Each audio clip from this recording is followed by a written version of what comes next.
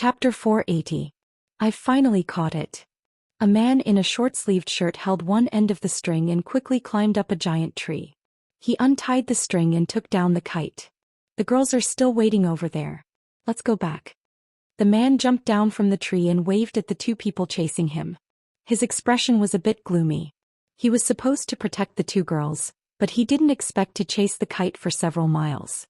It was not as interesting as watching the competition at the brothel. On a grassy slope, Wan Ruoqing asked Zheng Zimo in confusion, "Didn't you say before that you would never come to the capital in this life? The past is the past. For us, what's the difference between the capital and Qing and prefecture?" The kite flew away and Zheng Zimo was a bit dispirited. She looked at the faintly discernible walls of the capital and asked, "You've been here for a few days. Have you seen him?" "Not yet." Wan Ruoqing smiled and shook her head. "He's been busy these days." "He's been busy." Zheng Zimo's tone was sour. A 30-year-old county uncle who defeated the people of the Qi kingdom in 2 competitions. He's a national hero. Even these brothels are things he does when he's bored. In the future, the distance between us and him will only grow further and further. Wan Ruoqing smiled and saw a few men walking over from not far away. They were holding the kite that had just flown away. They turned to her and said, "Aren't you going to fly a kite? Remember to tie the line this time."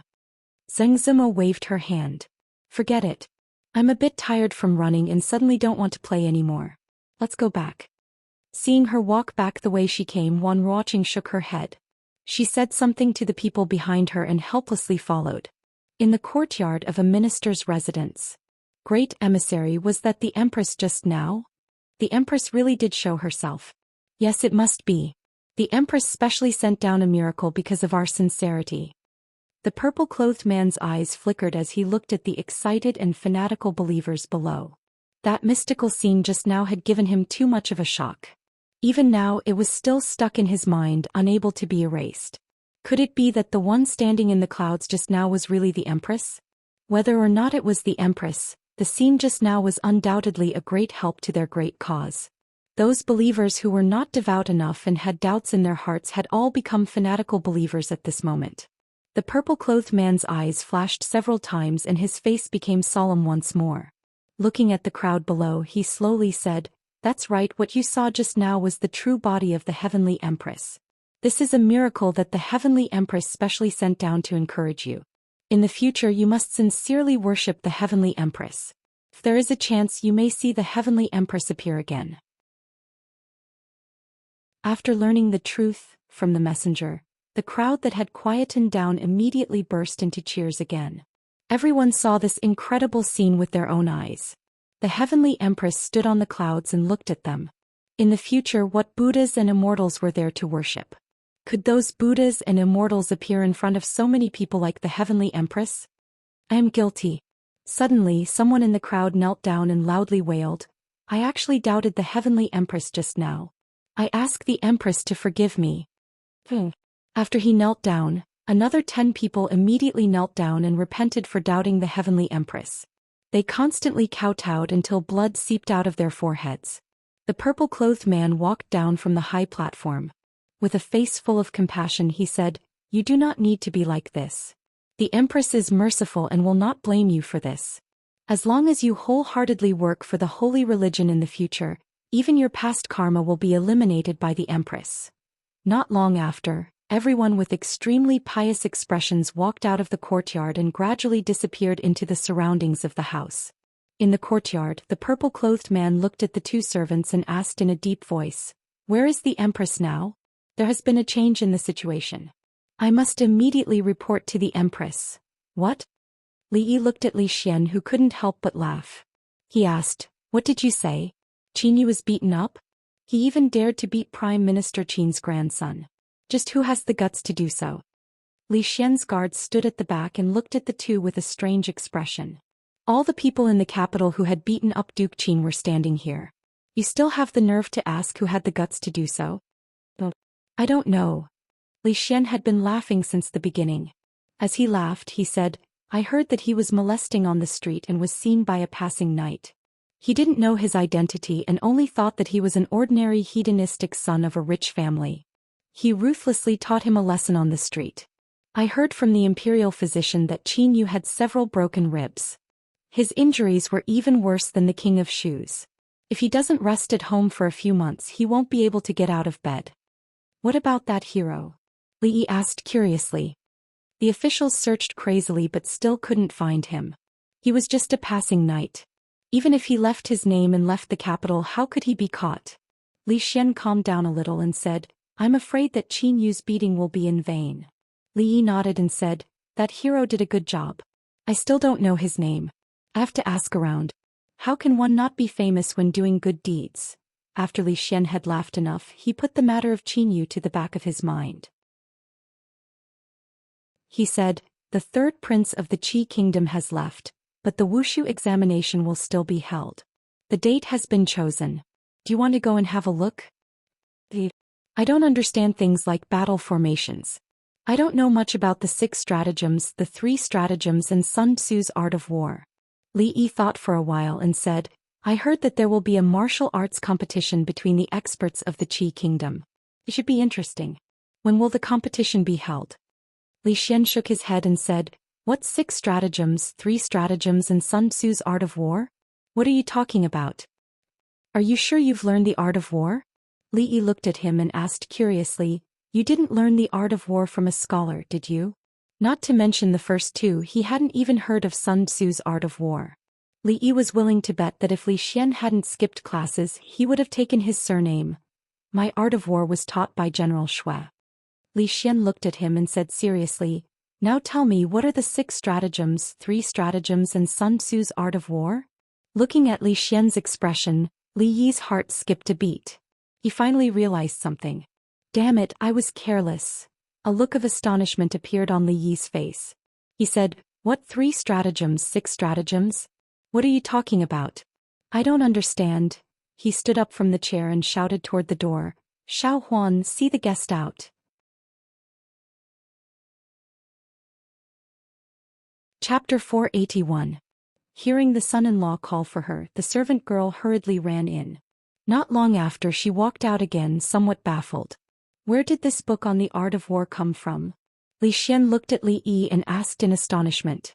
When it came to history he might have a headache, but when it came to the art of war, even though he had never personally practiced it, his theoretical knowledge was extremely abundant. Thinking back, he studied together with more than 10 princes and descendants of generals, but old General Shui was the most strict with him. If he made the slightest mistake, he would be heavily punished. This directly caused his grades in the art of war to be even higher than those descendants of generals. Even though it could not be said that he was familiar with all the books on the art of war in this world, there were still many that he had not even heard of. Since he had already aroused Li Xian's curiosity, this matter could not be brushed aside. Li Yi sighed and said, this is a long story. It was another bitter winter? Li Xian felt that this routine was somewhat familiar and blurted out. No. Li Yi shook his head and said, it was a scorching summer, even hotter than this year. One day at noon. Li Xian looked at him and asked, then that old man left you a few books on the art of war? Li Yi thought for a moment and said, if you don't believe me, I can change the story. How about changing the background to winter? Li Xian nodded and said, let's go with winter. It was the coldest day of the year and the snow blocked the mountains. The old man, under the pressure of hunger and cold, collapsed at your doorstep. Later, to thank you for saving his life, he gave you such an important thing. This would be easier to believe. After the last 2 rounds, Li Xian had a deeper understanding that Li Yi had read many books. That was why his mind always had so many strange ideas. He could compose poems, understand the meaning of the scriptures and know that stones fell at the same time. Even if he said that he really knew the art of war, what was so strange about that? Li Xian looked at him again and said, the first round of the combat examination is the deduction of battle formations. The combat examination is different from the written examination.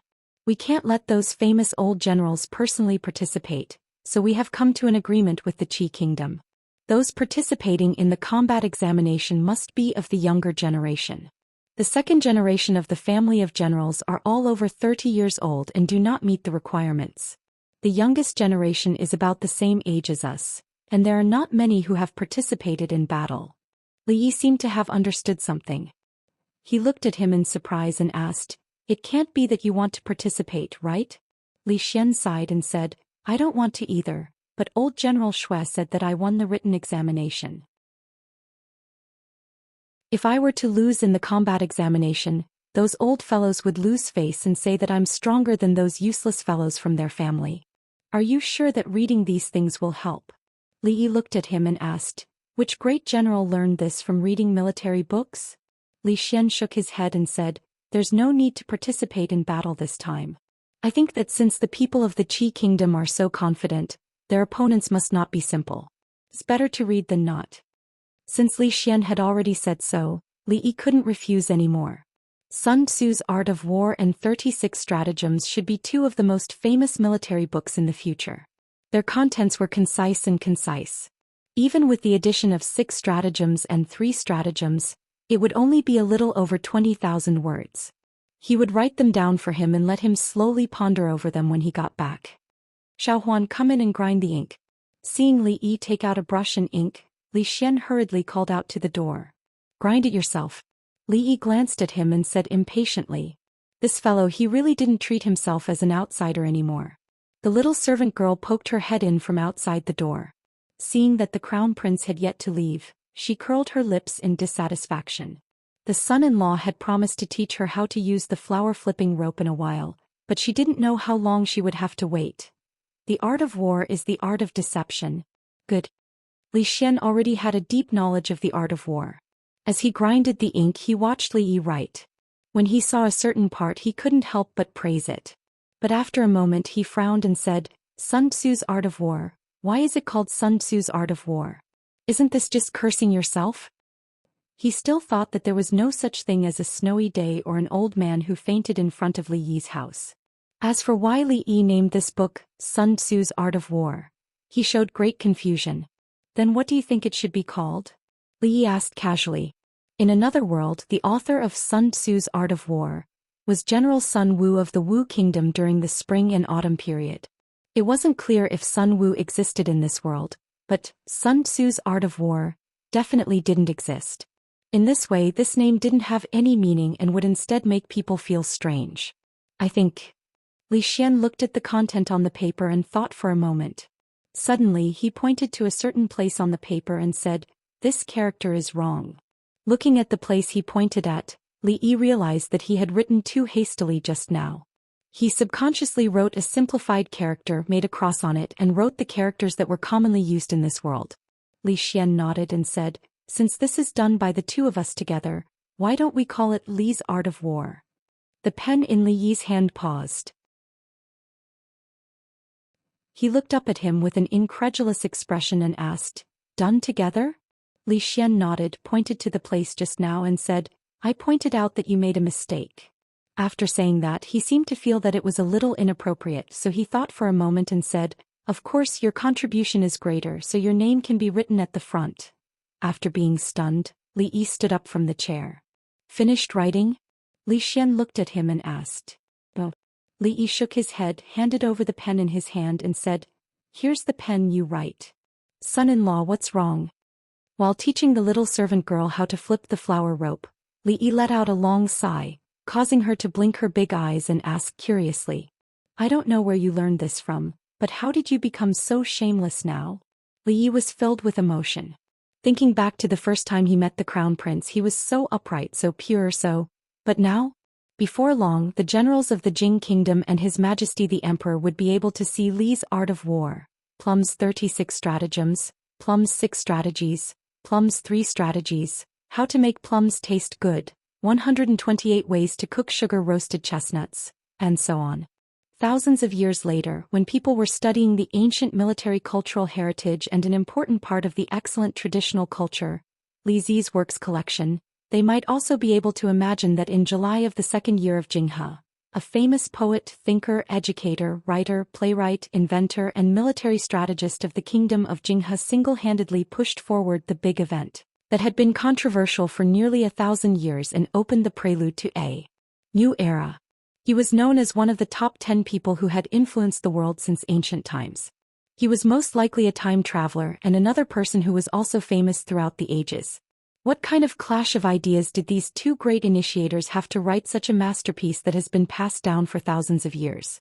Of course, experts in this field would also discuss why there was a book called How to Make Plums Well in Plum Works collection, and why the book 128 Ways to Make Sugar-Roasted Chestnuts was not sugar-roasted plums.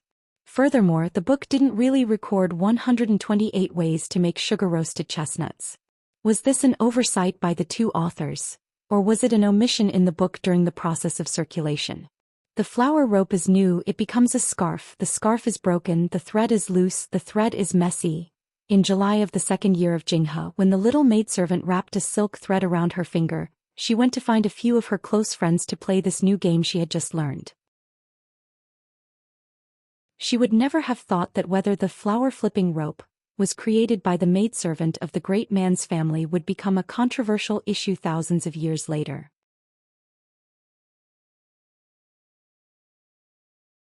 Chapter 482. The beautiful scenery of the West Lake, the sky in March, the spring rain is like wine, the willows are like smoke. Fifth Master was very happy today, at least that was what Wu Er thought. From the words he sang, it could be seen that he had gone to the brothel to watch a play. It was The Legend of the White Snake that was popular in Jing recently. He had known this song for a long time. In that play he liked the weird green snake the most and didn't have a good impression of the effeminate Zhou Xian.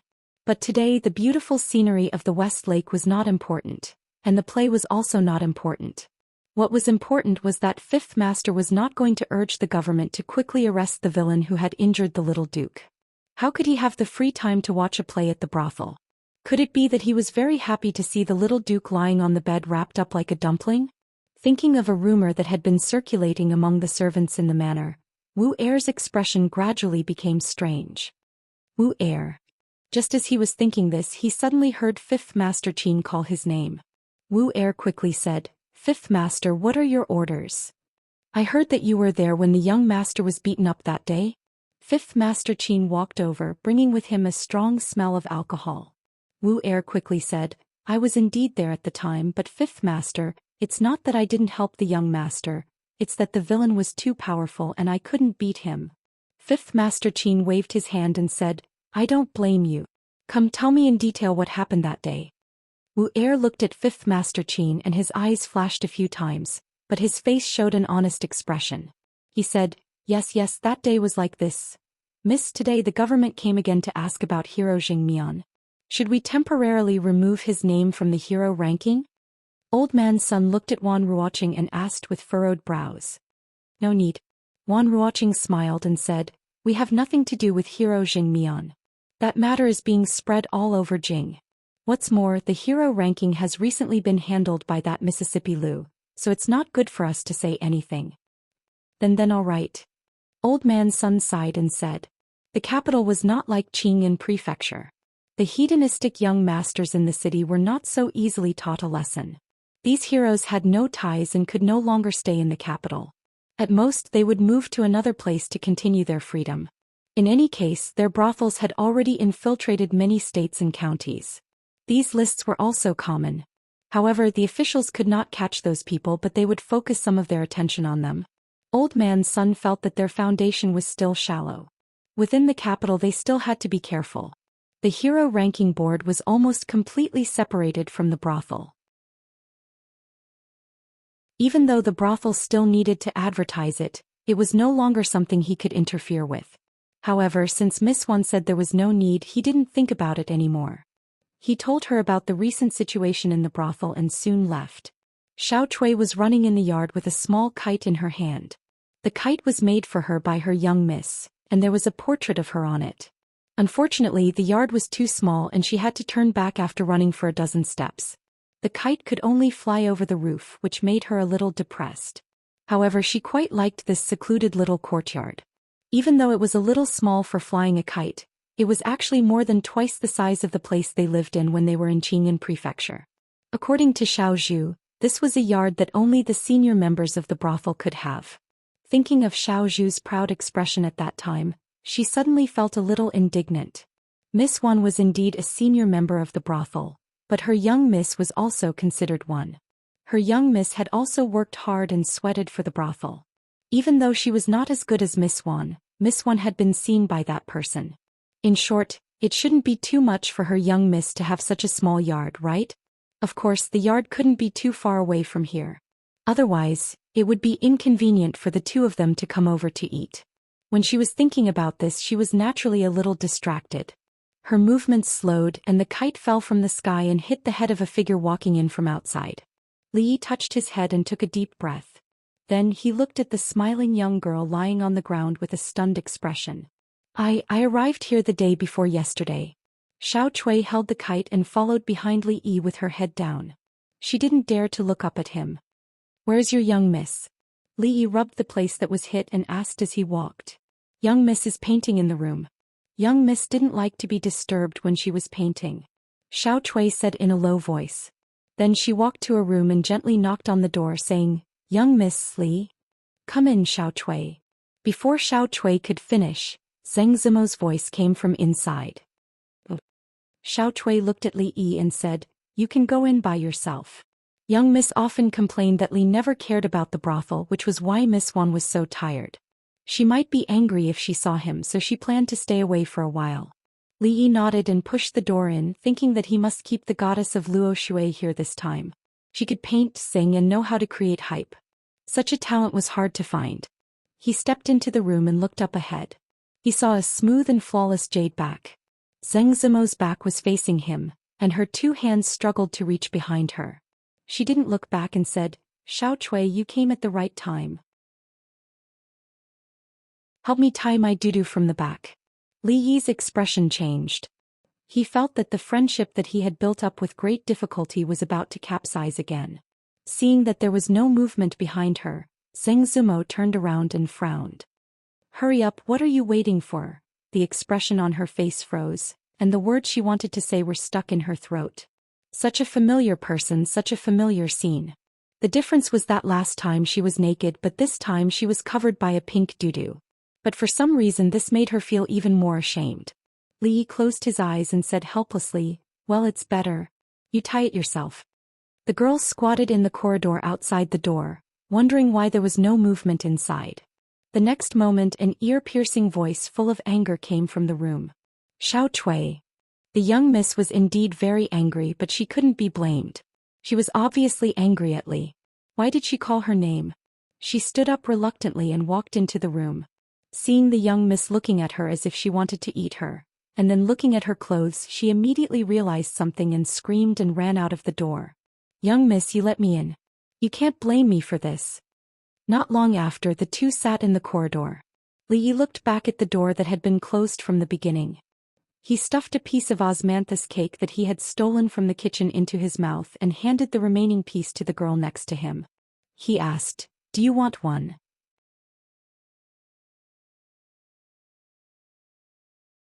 Chapter 483. Thank you but no. The girl named Xiao Chui shook her head. She was not like the young miss who could never get tired of eating osmanthus cake. Li Yi breathed a sigh of relief and threw the last piece into his mouth with peace of mind. What should I do? The girl said with a bitter face. She could already foresee what kind of storm she would face next. She couldn't help but worry. Li Yi shrugged, indicating that he was also helpless. Although it seemed like he was taking advantage of the situation, he was able to encounter such a thing every time. Could it be considered fate arranged by God? The heavens were really kind to him. Seeing her frown, Li Yi comforted her. Don't worry, I will explain to your young miss later. I won't let her make things difficult for you. Although in today's era the etiquette between men and women was very strict. Not to mention being seen on the back, even if one accidentally saw a woman's feet, a stubborn chaste woman might turn around and jump into a well. However, it wasn't like he hadn't seen more exciting things before. It shouldn't be a big deal at this level. Xiao Chui glanced at him. She didn't show a relaxed expression because of the comfort just now. Of course, the young miss wouldn't make things difficult for her.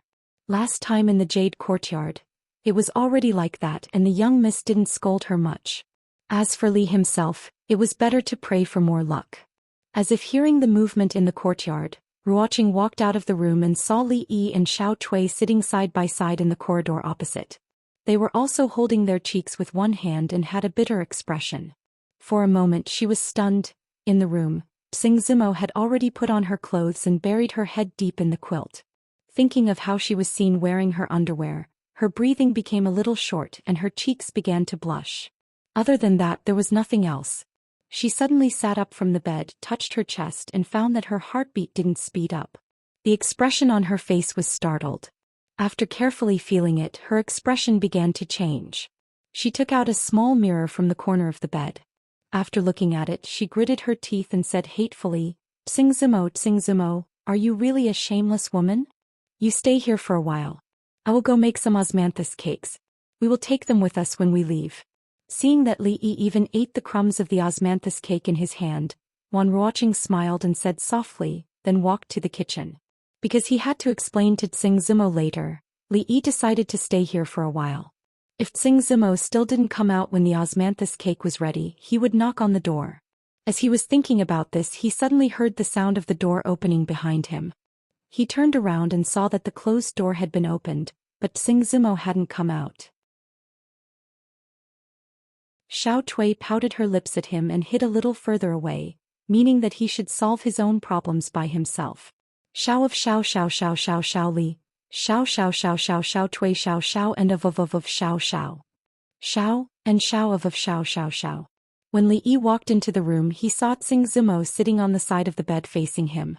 She didn't have scissors or vase in her hand. He was relieved. Li Yi walked into the room and saw Zimo sitting on the side of the bed facing him. She wasn't holding scissors or a vase in her hand. He was relieved. Misunderstanding. I swear this time is the same as last time. It is still a misunderstanding. He walked over and said sincerely. Zimo had finally calmed down. When she heard him say last time, some images appeared in her mind. Her cheeks once again flushed unnaturally, and her chest heaved up and down slightly.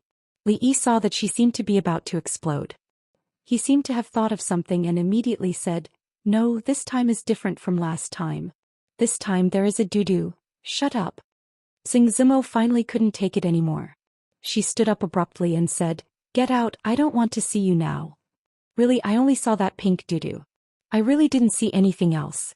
Of course, Li Yi couldn't leave now. Otherwise, he wouldn't be able to explain himself in the future. This thought changed the next moment because she saw the goddess began to look around, obviously looking for something. When her gaze swept across the huge vase on the stool, her eyes obviously lit up. Li Yi raised his leg and walked outside, muttering softly, I really only saw the doo-doo. Get out. Zimo finally couldn't help but yell. Outside the door, the little servant girl sitting in the corridor shivered. Her face was full of worry. It's over. She even said, Get out. This time the young lady was probably really angry. What's so great about a doo-doo? Although it is comfortable to wear, it will droop after a few years. It doesn't shape at all. The effect is far worse than a bra. Li Yi muttered again and was about to walk out of the room. Wait. Hearing the voice behind him, Li Yi stopped in his tracks. He saw Zimo standing by the bed, looking at him with a murderous expression. He gritted his teeth and said, Come back. After being stunned for a moment, he didn't go back. Instead, he walked faster. Looking at her now, only an idiot would go back. Maybe she was hiding a pair of scissors in her sleeves, ready to die with him. The servant girl named Xiao Tui stood up from the stairs and decided to see what was going on in the room. The next moment she saw Li walk out of the room quickly. As soon as he stepped out of the door, he was dragged in by his young lady. Then the door closed tightly and there was no more sound coming from inside. She grew up in a brothel. Although she hadn't had sex yet, she knew what she should and shouldn't know. Looking at the closed door, an expression of disbelief appeared on the young lady's face. After a moment she came back to her senses and tiptoed to the door. She put her ear to the door and her eyes kept moving. Here it looks like this. Li Yi put down the brush and pointed at the two bowl-shaped objects on the scroll. If there was no previous foreshadowing, Zimo naturally wouldn't think of other aspects. However, at this moment her face was red. She glared at Li Yi and scolded, Shameless. Then she looked at him with suspicion on her pretty face and asked, This thing really works? Try it and you'll know, Li Yi said. Whether it was useful or not he would only know after using it. There must be a reason why women's underwear in ancient times was replaced by bras in modern times. Bah. I'll show you who wants to try it. Zumo glared at him fiercely and quickly hid the painting under the other paintings. Shameless. She glared at Li Yi again and gritted her teeth. Li Yi glared at her. Since when did he have this intention? Thinking that an angry woman's IQ was 0, he didn't want to argue with her. He decided to hide for now and wait for her to calm down. He quickly walked outside. When he reached the door, he turned around and said seriously, "Actually, to be honest, pink doesn't really suit you." A trace of confusion appeared on Zumo's face at first, but the next moment she realized what he was referring to. Her pretty face instantly turned bright red. She grabbed the pillow on the bed and threw it at him. "Get out." The door suddenly opened. Xiao Chui's face was still pressed against the door. She lost her support and fell into the room. Bang. Although the pillow was very soft, it was still a bit dazed when it hit her head. Xiao Chui climbed up from the ground, holding the pillow in her hand.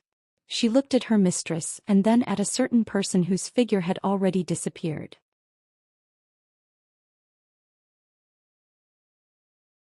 Chapter 484. In the small courtyard, Wan Ruoqing watched Li Yi run over quickly and take away the food box in her hand.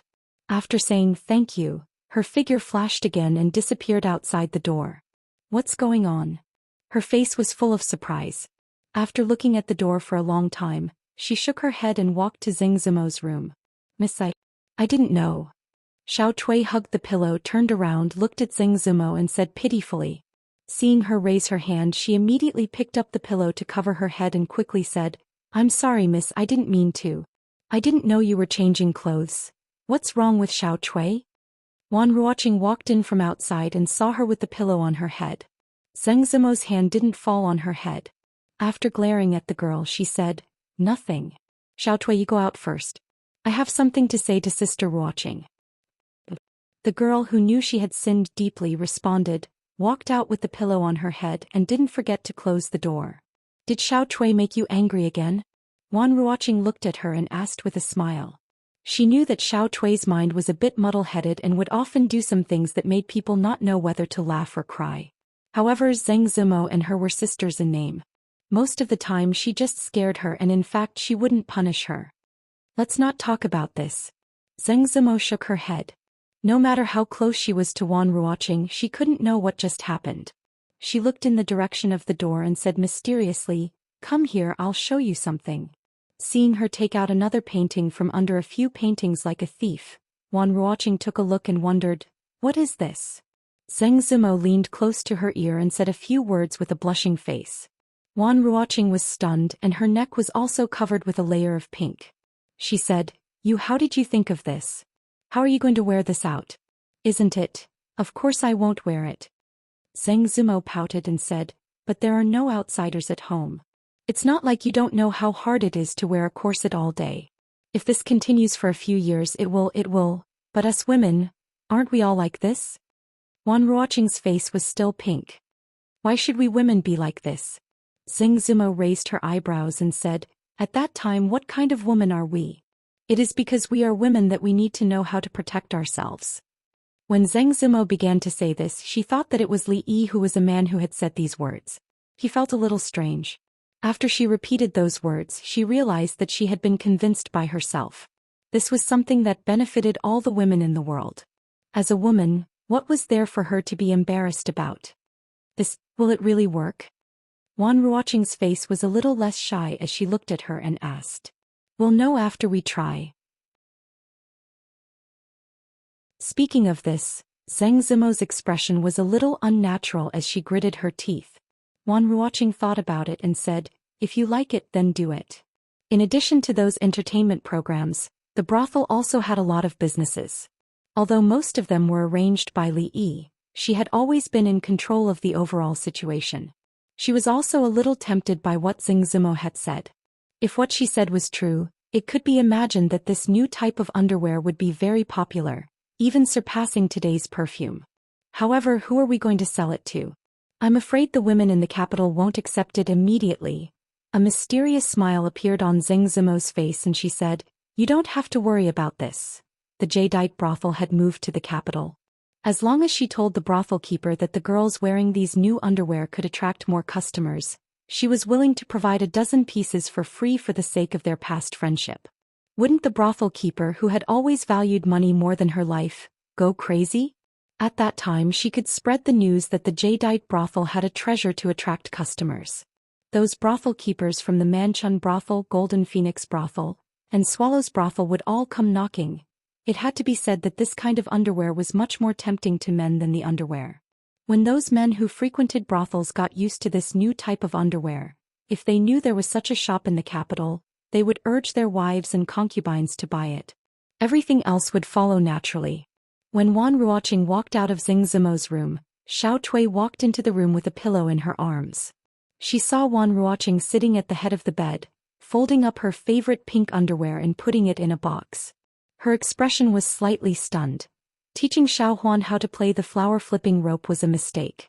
In just one day all the maids in the house had learned this new game. Whenever they had free time they would get together in twos or threes and play happily with the silk thread in their hands. The few fallen leaves in the courtyard had already been there for an hour. This was blatant laziness. Li Yi began to reflect. Other maids, if they were just a little bit lazy they would be beaten and scolded, and if they were serious they would be indescribable. Had he been too lenient with them before? Hehe, I won again. The maid named Xiao Qing had a proud expression on her face. She was now the best at playing the flower-flipping rope in the entire count's residence, other than Miss Xiao Huan. Just now, even Xiao He, who was the first to learn this game, was defeated by her. Xiao Qing is pretty good. The voice that came from behind made the few maids jump in fright. When they turned around and saw that it was their Lord Zhu, they immediately felt relieved. Everyone knew that in the entire residence, the strictest person was Butler Li, and the one who treated the servants the best and the most gentle was Lord Zhu. Not only did he give them an increase in their allowance, he even taught them how to play the game. It was not that they were bragging, but in the entire capital, there was no other master like him. If there was a popularity poll in the residence, Lord Zhu would definitely be in first place, and Butler Li would definitely be in last place. Hehe, it's all because Miss Xiao Huan taught us well, the maid named Xiao Qing said with some embarrassment. She actually knew how to use a roundabout strategy to please Xiao Huan. Li Yi smiled and said, since Xiao Qing's flower-flipping rope is so good, then this month's allowance. The maid was stunned for a moment when she heard this. Her face lit up, and her eyes immediately turned into crescent moons. When the other servant girls saw this, they all revealed expressions of envy and regret. They were envious because little Qing's monthly allowance was going to increase again, and regretful because if they knew that flipping flower ropes could also increase their monthly allowance, they would have worked hard to learn it. Since Xiao Qing's flower-flipping rope is so good, then this month's allowance will be reduced by half. Li Yi smiled at the maids and said, and you guys, this month's allowance will be reduced by half. If you are so lazy next time it will all be deducted. Thank. Little Qing was halfway through her sentence when her eyes suddenly widened. She raised her head and looked at Li Yi in disbelief. When he saw the maid's expressions freeze and stand dumbly on the spot, Li Yi walked back to his room with his hands behind his back. Although he did not like the lifeless atmosphere in the house, he still needed to maintain his dignity when necessary. When he walked down the corridor he coincidentally bumped into Mississippi Lu, who was coming out of her room. I'm going to the brothel. Don't wait for me for dinner, Mississippi Lu said plainly and quickly walked outside. Wait, I'm going too. Li Yi was stunned for a moment, then he immediately turned and followed her. Recently Mississippi Lu's behavior was extremely abnormal. She left early in the morning and returned late at night. He did not know what she was busy with outside. The 17-year-old Mississippi Lu was in her rebellious phase. As her half-guardian, Li Yi felt that he had the right and obligation to control the direction of her life and not let her go astray. Otherwise he would not be able to explain to Rui. After a while Mississippi Lu's figure was about to disappear. Li Yi hurriedly shouted, slow down, wait for me. Hey, don't fly.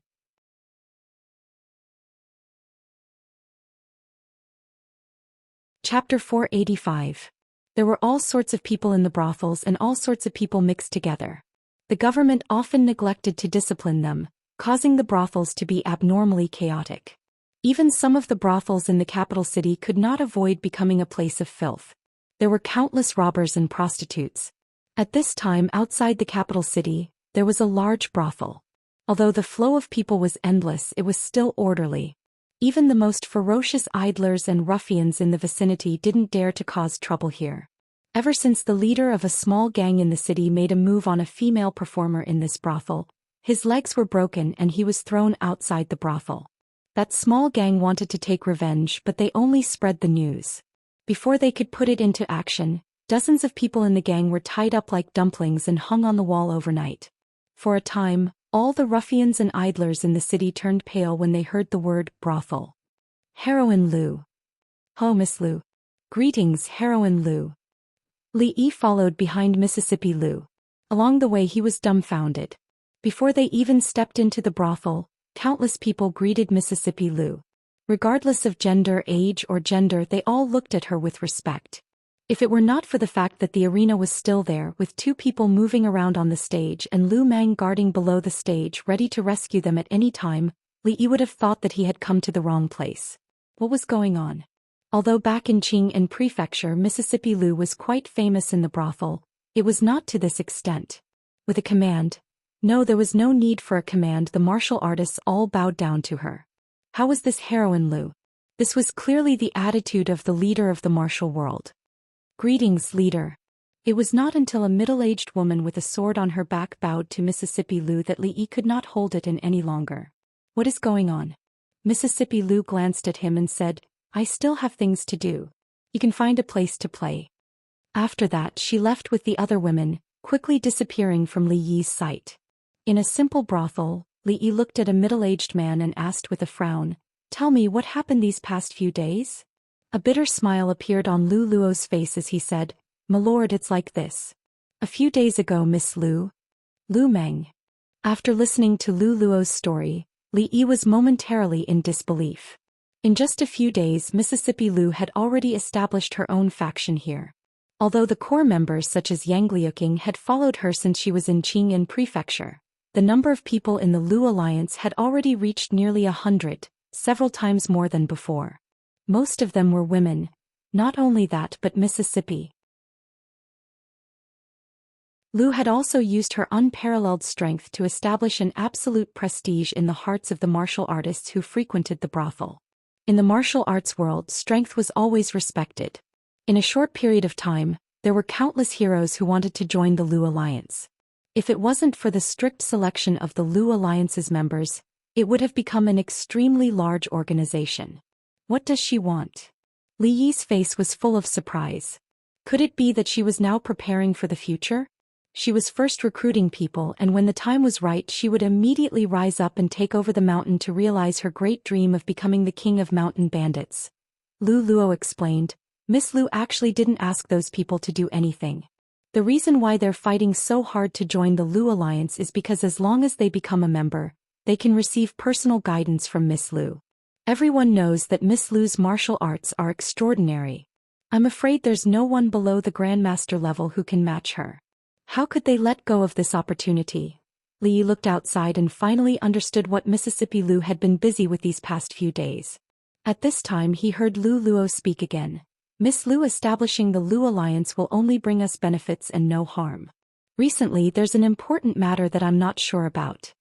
Li Yi retracted his gaze and looked at him asking, What is it? Our hero ranking list ranks all the famous masters in the world. Although we'll definitely miss out on some unknown masters, it's not a big deal. However, there are many masters in the martial arts world. No matter what the ranking is, there will always be people who are dissatisfied. Thus, recently, there have been people who have been suggesting that we should imitate the return of the Condor heroes and hold a hero competition. We'll invite all the masters in the world to have a large-scale competition, and the final winner will be the chief of the martial arts world. Lu Luo frowned and said, This happened too suddenly and we didn't have any plans for it. I'm worried that someone with ulterior motives is adding fuel to the fire. After our investigation these past few days, we found some clues. A thoughtful expression appeared on Li Yi's face. If there really was someone behind this, their goal must be the position of the chief of the martial arts world. After all, this title represented more than just glory.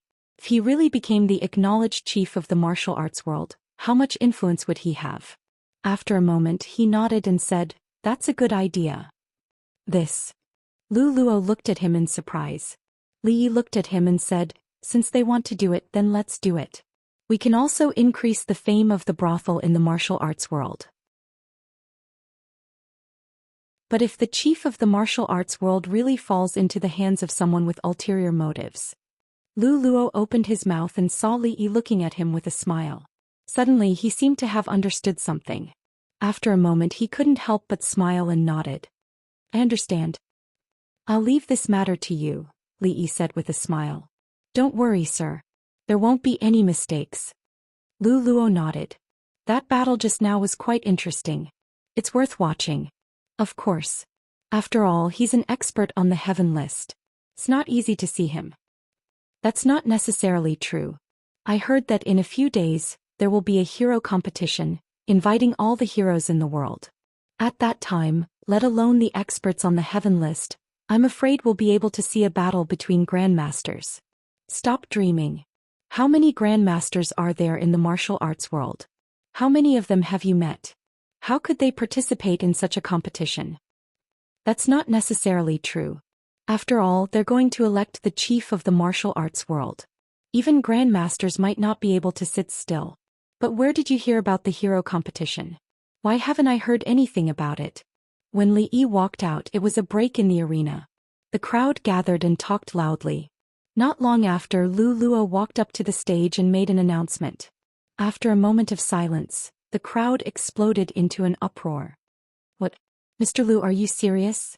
They're really going to hold the hero competition in 2 months. Oh my God, there's going to be a big show this time. I thought it was just a rumor. I didn't expect it to be true. With their influence, if this news gets out, I'm afraid the entire martial arts world will be turned upside down. Lu Luo's announcement immediately caused an uproar in the crowd, delaying the competition that was about to take place. However, this was no longer important to the crowd. The hero competition was not a rumor. It would be a rare event in the martial arts world. If they were lucky enough to witness it, they would have no regrets in their lives. From that moment on, countless people wished that tomorrow was 2 months later. In the midst of the uproar and discussion, the two men in blue looked at each other and nodded slightly. Then they retreated from the crowd. Lu Luo stood on the arena and watched them leave quietly with a smile on his face.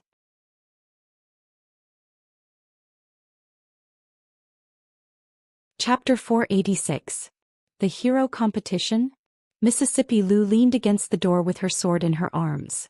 She looked at Li Yi and asked, "What on earth do you want to do? Don't you think it's fun to be the chief of Wulin?" Li Yi said without raising his head as he was organizing the new mathematics textbook. Chief of Wulin?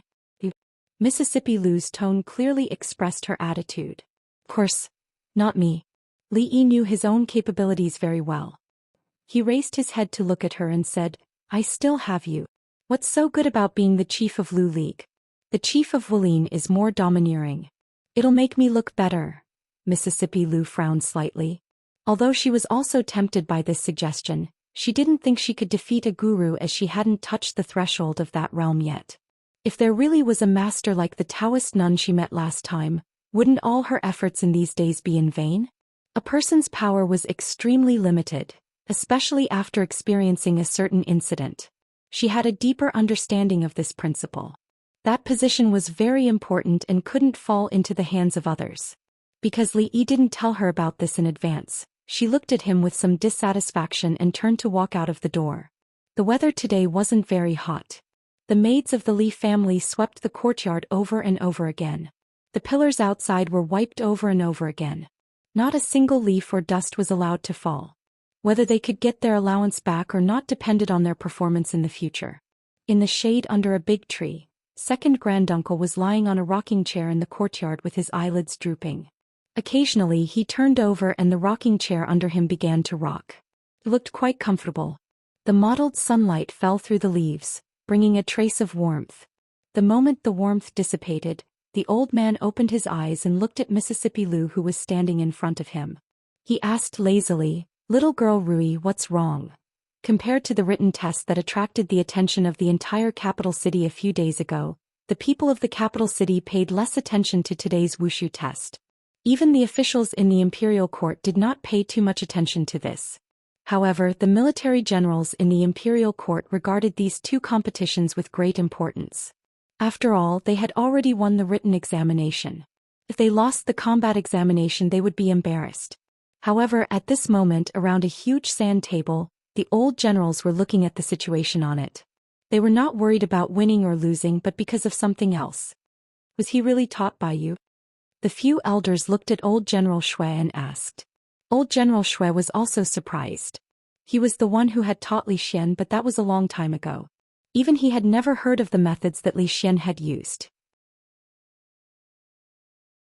Could it be that he had misjudged him? This little fellow's attainments in the art of war had far exceeded his imagination. The forehead of the young man from the Qi kingdom was already covered in sweat. He felt that today's battle was the strangest he had ever encountered in his life. The opponent's methods were so mysterious that he had never seen anything like it. Fortunately, the scene before him was just a simulation. If the Qi and Jing kingdoms were to fight, the soldiers of the Qi kingdom would definitely be at a disadvantage on the battlefield. The young man took a deep breath and raised his head to look at Li Xian. What's the use of playing such tricks? If you have the guts, do you dare to fight me fair and square? Li Xian glanced at him and said, the art of war is the art of deception. The art of war lies in the ever-changing. If this was on the battlefield, you would have died 8 or 10 times over. What chance would there be for you to fight fair and square? Old General Shui nodded and looked at the few old generals. He stroked his beard and said, what do you think? The student that I have taught is not bad, right? The art of war is the art of deception. Impressive. With just one sentence you have pointed out the essence of the art of war. A red-faced old general looked at old General Shui and said, Old Shui, how many years have you been studying? How can you say such words? Emperor Jing looked at the situation in front of him and a strange light appeared in his eyes. He said, my two beloved ministers, please be quiet for now. If there's anything we can talk about it later. Although the two old generals wanted to discuss their life ideals on the spot, since His Majesty had spoken, they could only look at each other. They snorted coldly and continued to look at the sand table. Fair and square? Are you sure? Li Xian looked at the young man from the Qi kingdom and confirmed again. Don't tell me you don't dare? The young man snorted coldly and secretly rejoiced. This person was indeed provoked by his method of provocation. He could win this round. Why wouldn't I dare? Li Xian said calmly.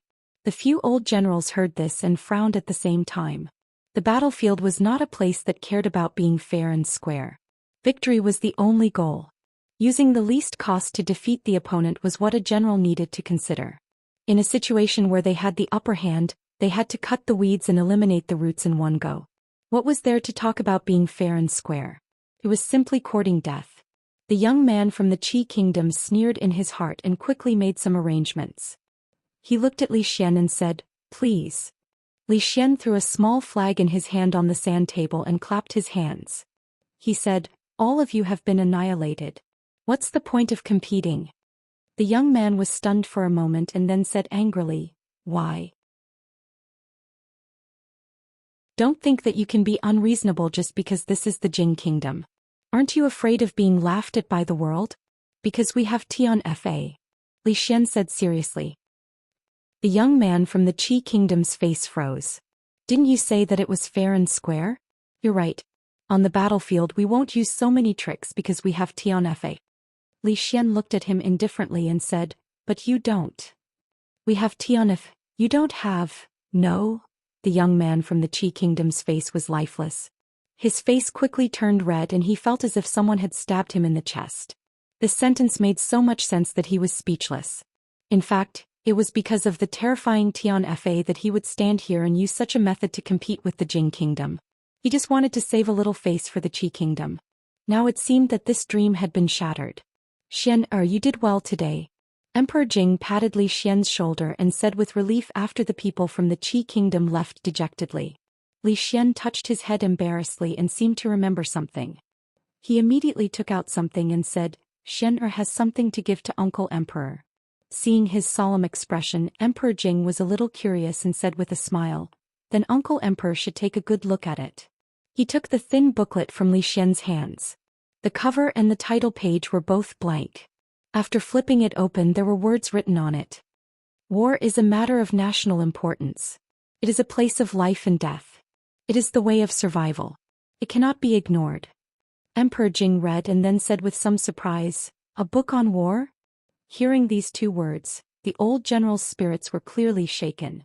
As the emperor of a country, Emperor Jing naturally knew the way of war. But he was certainly not as good as the old general's present. After glancing at it, he handed it to old General Shui and said, "My beloved Shui, take a look." Old General Shui eagerly received the book. After a few glances, his eyes lit up. He glanced at the old general's out of the corner of his eye and quickly hid it. He looked at Li Xian and asked, "What is the name of this book? Who wrote it? Why have I never heard of it?" Li Xian looked at old General Shui and said calmly, "This book was written by me and the Earl of Chong, Li. It has not been named yet. Naturally, you have not seen it before." When the old generals heard this, they could not help but laugh. They had been fighting all their lives and did not dare to say that they were qualified to write a book on war. They just thought that he was fooling around. It took a while for old General Shui to finish reading all the contents. He closed it calmly and handed it to the others. Before they had time to open it, he quickly walked up to Li Xian and put his arm around his shoulder. He asked in a low voice, "To be honest, how do I usually treat you?"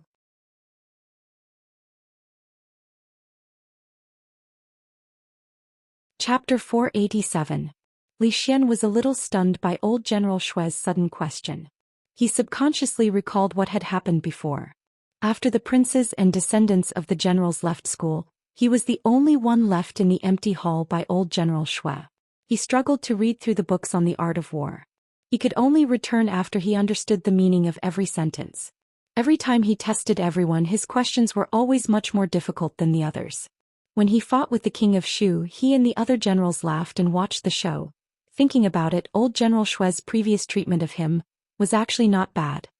He sighed and said against his will, "I am indebted to old General Shui for taking care of me. Li Xian will remember it." Old General Shui clearly did not hear the emotion in his voice and laughed. He looked at him and said, "Look, you and that Li brat are still young and have never been on the battlefield. Although it is not easy to write such a military book, there must be many flaws. How about this? Let this old man bring this book back and help you fix it. I do not need any reward. When the time comes, you just need to add my name at the end. What do you think?" "Nonsense. Old Shui, you are so shameless." Before Li Xian could reply, the red-faced general's voice came from behind. He looked at old General Shui with disdain and said, "Do you think you can fix such a peerless work?" Old General Shui's face darkened. For a moment he forgot that Emperor Jing was still present. He said angrily, "Ma, stop talking nonsense. Do you dare to go out and fight with me? If one could fight, one should never talk." This was the truth that the general family had always followed. This time the red-faced general ignored old General Shui and said, "Old Shui is shameless. Crown Prince, you do not need to take him seriously. I remember that your highness was tortured by him in the past." Li Xian nodded in agreement. However, he saw that old General Ma's face was also filled with excitement. He looked at Li Xian and said, "Your Highness, do you still remember that when you were young I carried you in my arms? Once when you fought with the king of Shu I also helped you." "Old General Ma means?" Li Xian asked tentatively. The red-faced general waved his hand and said, "This old man will help you fix this military book. Old Shui, in order to leave your name on this book you are even shameless. Aren't you ashamed?" Ma, you still have the cheek to say that. If you say you are the second most shameless person, who would dare to call themselves the first? You two shameless fellows, stop fighting. The combined age of the two of you is already more than 100 years old, and you actually want to take advantage of two juniors. This old man only has one thing to say, "Can you count me in?" Emperor Jing helplessly rubbed his eyebrows as he looked at the old generals fighting over a military book. If he was not present, they would have already started fighting. Could it be that there was something special about that military book? Old generals, stop fighting. Li Xian began to regret that he did not find a private occasion to take out this book. He hurriedly said, this book is mostly the work of the County Earl of Chong'an. If you want to fix it, you still need to get his permission. Anyway, Li Yi was not here now. This problem was temporarily thrown to him. This was the best solution. After fighting for so long, the main character was not here. The old generals gradually stopped fighting. They looked back and saw Emperor Jing. After a moment of shock, they immediately said, "Your Highness, Please forgive me for my impoliteness. Emperor Jing waved his hand. He did not mind this matter. Anyway, it was not the first time they had impoliteness. He said, "What do you think of this book?" "Wonderful," old General Shui said loudly. "Exquisite beyond compare." The red-faced old general added, "Your Highness, I can speak frankly. The significance of this military book far surpasses all the military books in our country. If the people of Qi have never seen such a military book, it will have a miraculous effect on the battlefield." The general said seriously. Emperor Jing looked at Li Xian and asked suspiciously, "This military book, was it really written by you and Li Yi?" "It was a few days ago at noon. It was hotter than usual. That day, County Earl Li and I were drinking and chatting merrily. We happened to talk about the art of war." Li Xian used an hour to briefly describe how this unique book came into being. At the end he added, "Of course most of it was written by Li Yi. I only played an important role." His role was indeed very important. If he had not pointed out the wrong word, this book that was good enough to be passed down to future generations would have an unerasable flaw. That would be a pity. Li Xian nodded and said so in his heart. "This book has not been named?" Old General Shui frowned. "Not really." Li Xian thought for a moment and said, "How about we call it Li Zi's Art of War?" Li Zi. Emperor Jing was stunned and rubbed his eyebrows again. The old general's faces were full of black lines. Did he really think that a county earl and an heir could be called a Z? Since ancient times, how many people could be called a Z? Not to mention that Li Yi was now a county earl. Even if he became a county marquis or a county duke, he could not be called this. Not long after, Li Xian walked out of the Jingjing Hall with relief. Old General Shui sighed and said, "I have said long ago that it is most suitable for that boy to enter the Ministry of War." "What a pity, what a pity." Emperor Jing shook his head and said, "With the talent he has shown so far, which of the 3 provinces and 6 ministries cannot he enter? But he wants to be an idle lord. If he does not want to, even if I force him, it will be useless."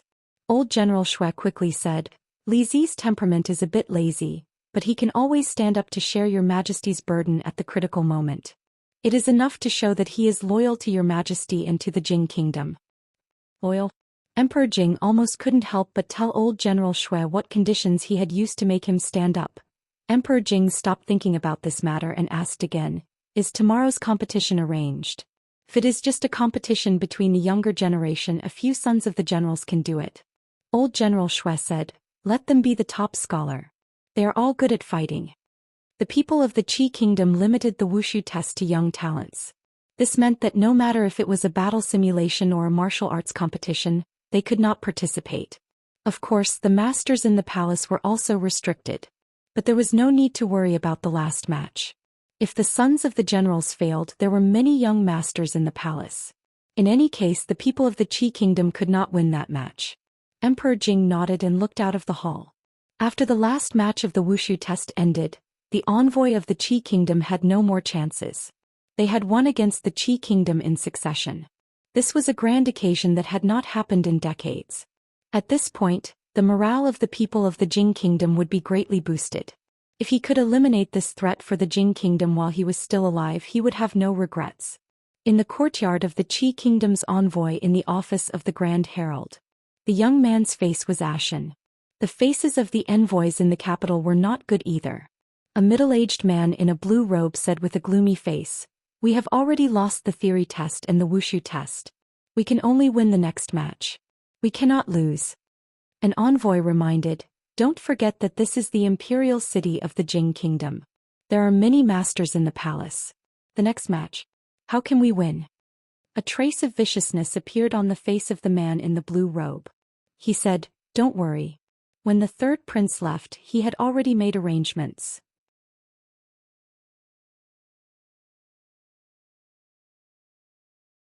Chapter 488.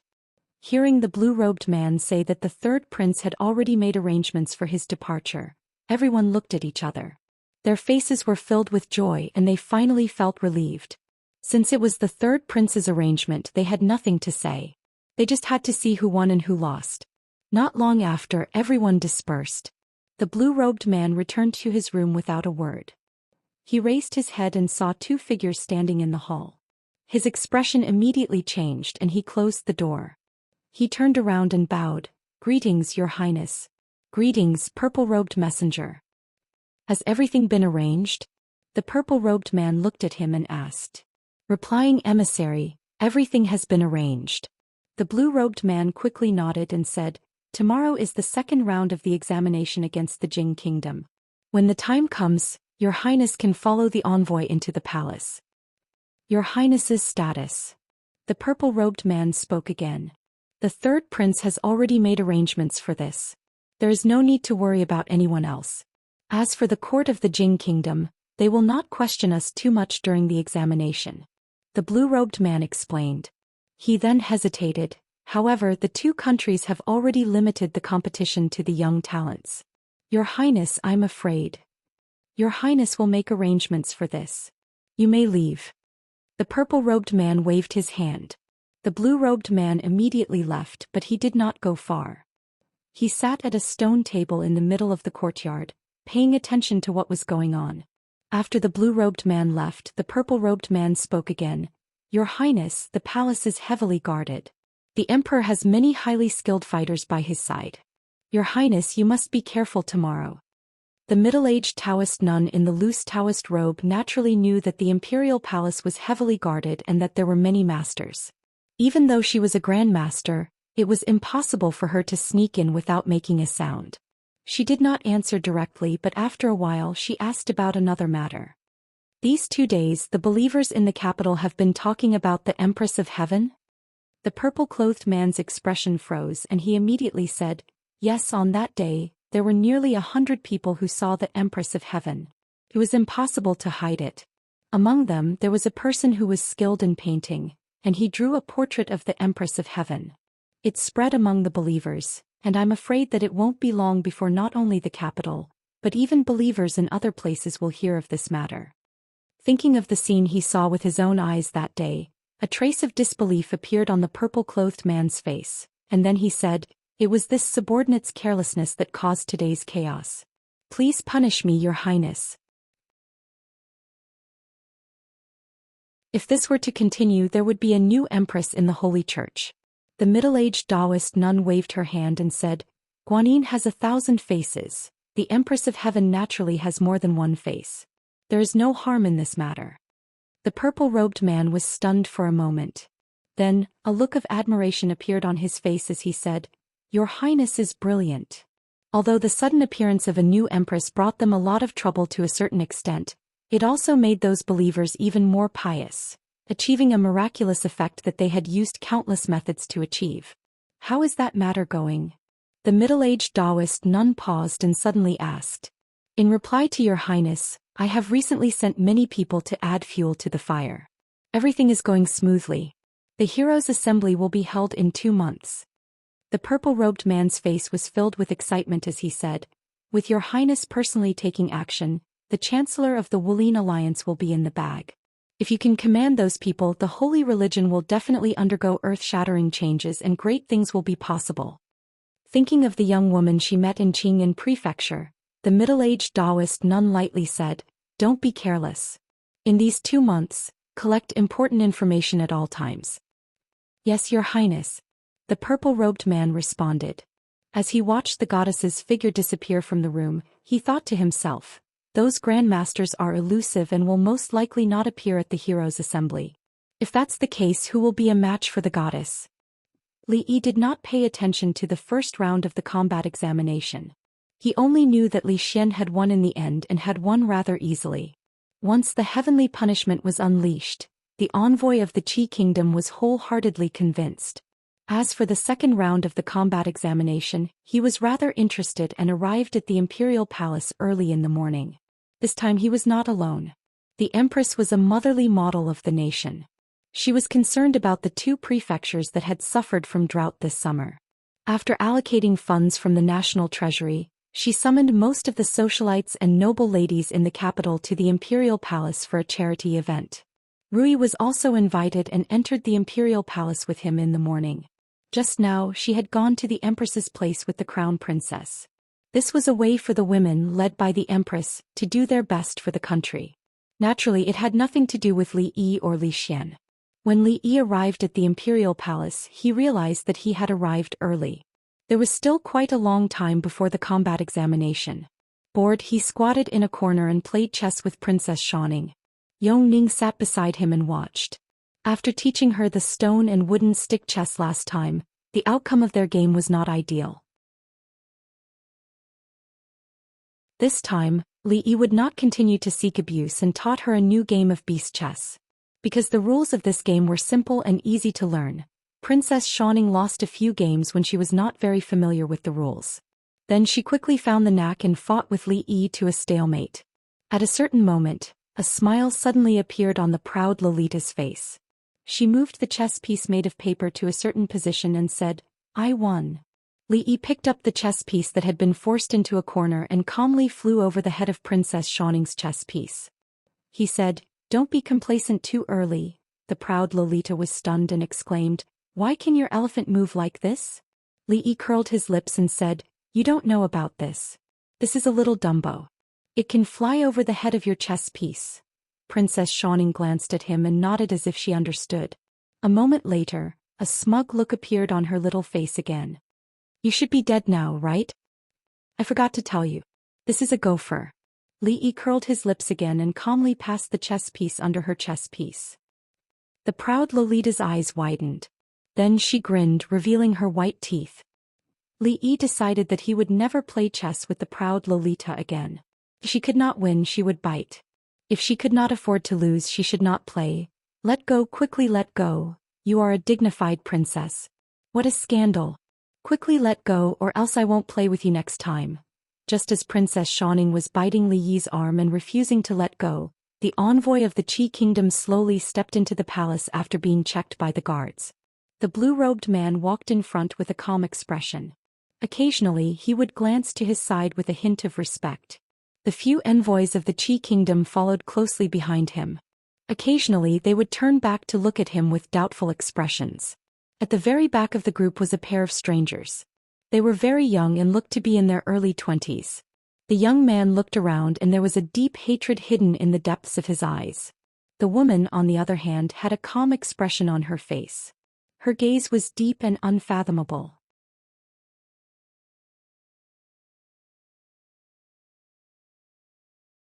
Chapter 489. The Tsundra Loli was like a tigress that wouldn't let go once she bit him. Li Yi had no choice but to use his trump card, the great tickling technique. Princess Xianxia finally let go after a scream and jumped to the side. She crossed her arms in front of her chest to protect herself and glared at Li Yi fiercely. "Father said that you want to bring Yongning out of the palace." Li Yi then realized that the reason for the little tiger's anger wasn't because she couldn't take a loss. He rubbed the place where she bit him and said, "Leaving the palace is to treat Yongning's illness. Bring her out to the streets, to the brothel to watch plays, to listen to music, to catch fish by the river and to chase rabbits in the mountains. This will alleviate her illness." This is what His Majesty promised. Go out to the streets, to watch plays, to listen to music, to catch fish and rabbits. The Tsundra Loli mumbled. These. She had never done any of these things in her life.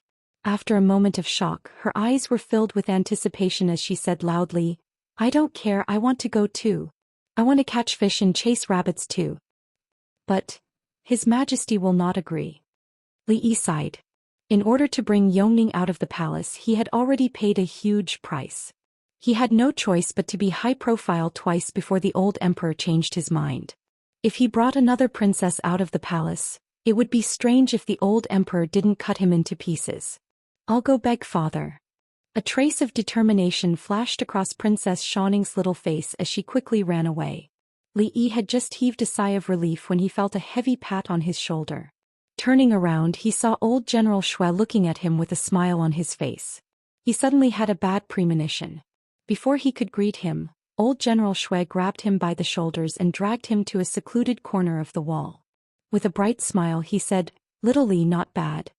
His Majesty's 3 princesses are so close to you. What is it about you that attracts the princesses?" Old General Shui's behavior made Li Yi very worried. He thought for a moment and said, "Old General Shui, if you have something to say, just say it. Was that book really written by you?" Old General Shui looked at Li Xian with a burning gaze, but he didn't mention Li Xian's name again. After all, he knew the capabilities of his own student, but he still couldn't believe that Li Yi could create heavenly punishment, understand poetry and understand the meaning of scriptures. These were far from enough. Even his attainments in the art of war made them, who had been through hundreds of battles, blush with shame. This made these old fellows feel like they had been living like dogs for the past decades. But, smelling a hint of trouble, Li Yi said straightforwardly. But, old General Shui was taken aback. A look of understanding and disappointment appeared on his face. Yes, this was a peerless classic book on military strategy. How could it be written by two juniors without any combat experience? He had his doubts about this, and now his doubts were finally confirmed. As for his disappointment, it was because to a general, to be able to leave his name in a book on military strategy, even if it was just a mention, was much more meaningful than winning 10 battles. If that's the case, do you know who wrote this book? At this moment, old General Shui no longer wanted to leave his name. He only wanted to get to know the hidden master of military strategy. It's a long story. Li Yi sighed. I vaguely remember that it was a snowy winter. Old General Shui listened in a daze before his expression suddenly relaxed. He patted Li Yi's shoulder again and said, "This old man is not shameless enough to compete with the younger generation for merits. This old man only has one request, and that is to add this old man's name in that military book. Just mention it once. He was an old general after all." His foresight was far more accurate than Li Xian's. This was the first time that old General Shui had such a serious expression. Li Yi sighed in his heart. The fact that Sun Tzu's art of war could be passed down for more than 2,000 years and still have such a great reputation was enough to prove its significance. It would definitely become a classic for future generations to study. Even a mention of its name would be taken as an illusion. Those researchers would probably even dig up old General Shui's life. Perhaps thousands of years later, there would still be people who would remember a general named Shui Wanqing who was known as the God of War, in a dynasty that had disappeared for a long time. Old General Shui had treated him well. It was just a small effort, so Li Yi naturally wouldn't refuse. He nodded and said, "It's not a difficult matter. Don't worry, old Shui. Not bad, I didn't misjudge you." Old General Shui laughed and said, "I heard that you and your wife still don't have any children. I have a granddaughter at home. She's 16 years old and has yet to marry. She looks 80% like me and has a big waist. She'll definitely be easy to raise. Although it's impossible for her to be your concubine, if I were to ask His Majesty for an edict, 80% similar, big waist." Li Yi's eyes widened. He looked at old General Shui and couldn't help but think of a certain scene. He shivered and quickly said, no need, old General Shui, there's really no need." Old General Shui waved his sleeve and said, "My grandson is younger than you by 2 years. He's already carrying his 3rd child. This matter is settled. You've long made a name for yourself in the capital, and my granddaughter has admired you for a long time. I'll ask His Majesty tomorrow to grant this marriage. Our two families will be closer in the future. You have to mention my name a few more times." After saying this, he laughed and walked towards the front of the hall. Li Yi was stunned. He immediately chased after him and shouted, "Old General Shui, please wait. Let's talk about what happened just now. I suddenly feel that there's no place to add your name." After finally dispelling old General Shui's idea of biting the hand that fed him, Li Yi let out a long sigh of relief. He stood outside the hall and suddenly felt something.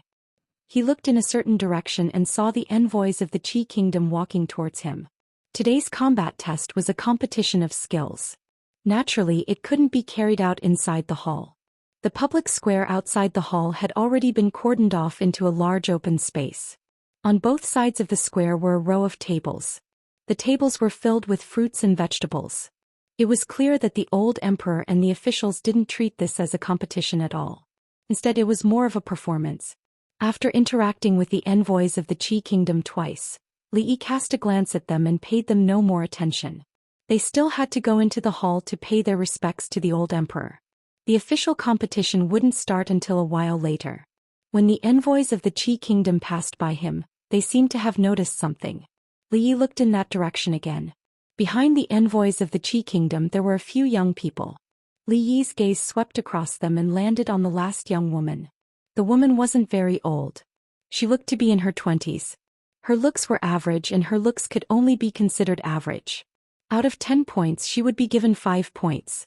But for some reason when he looked at this woman he had an indescribable strange feeling. There seemed to be something wrong with her but he couldn't put his finger on it. What was even stranger was that apart from the strange feeling, he also sensed a sense of familiarity from her. But he was 100% sure that before today he had never seen her on any occasion.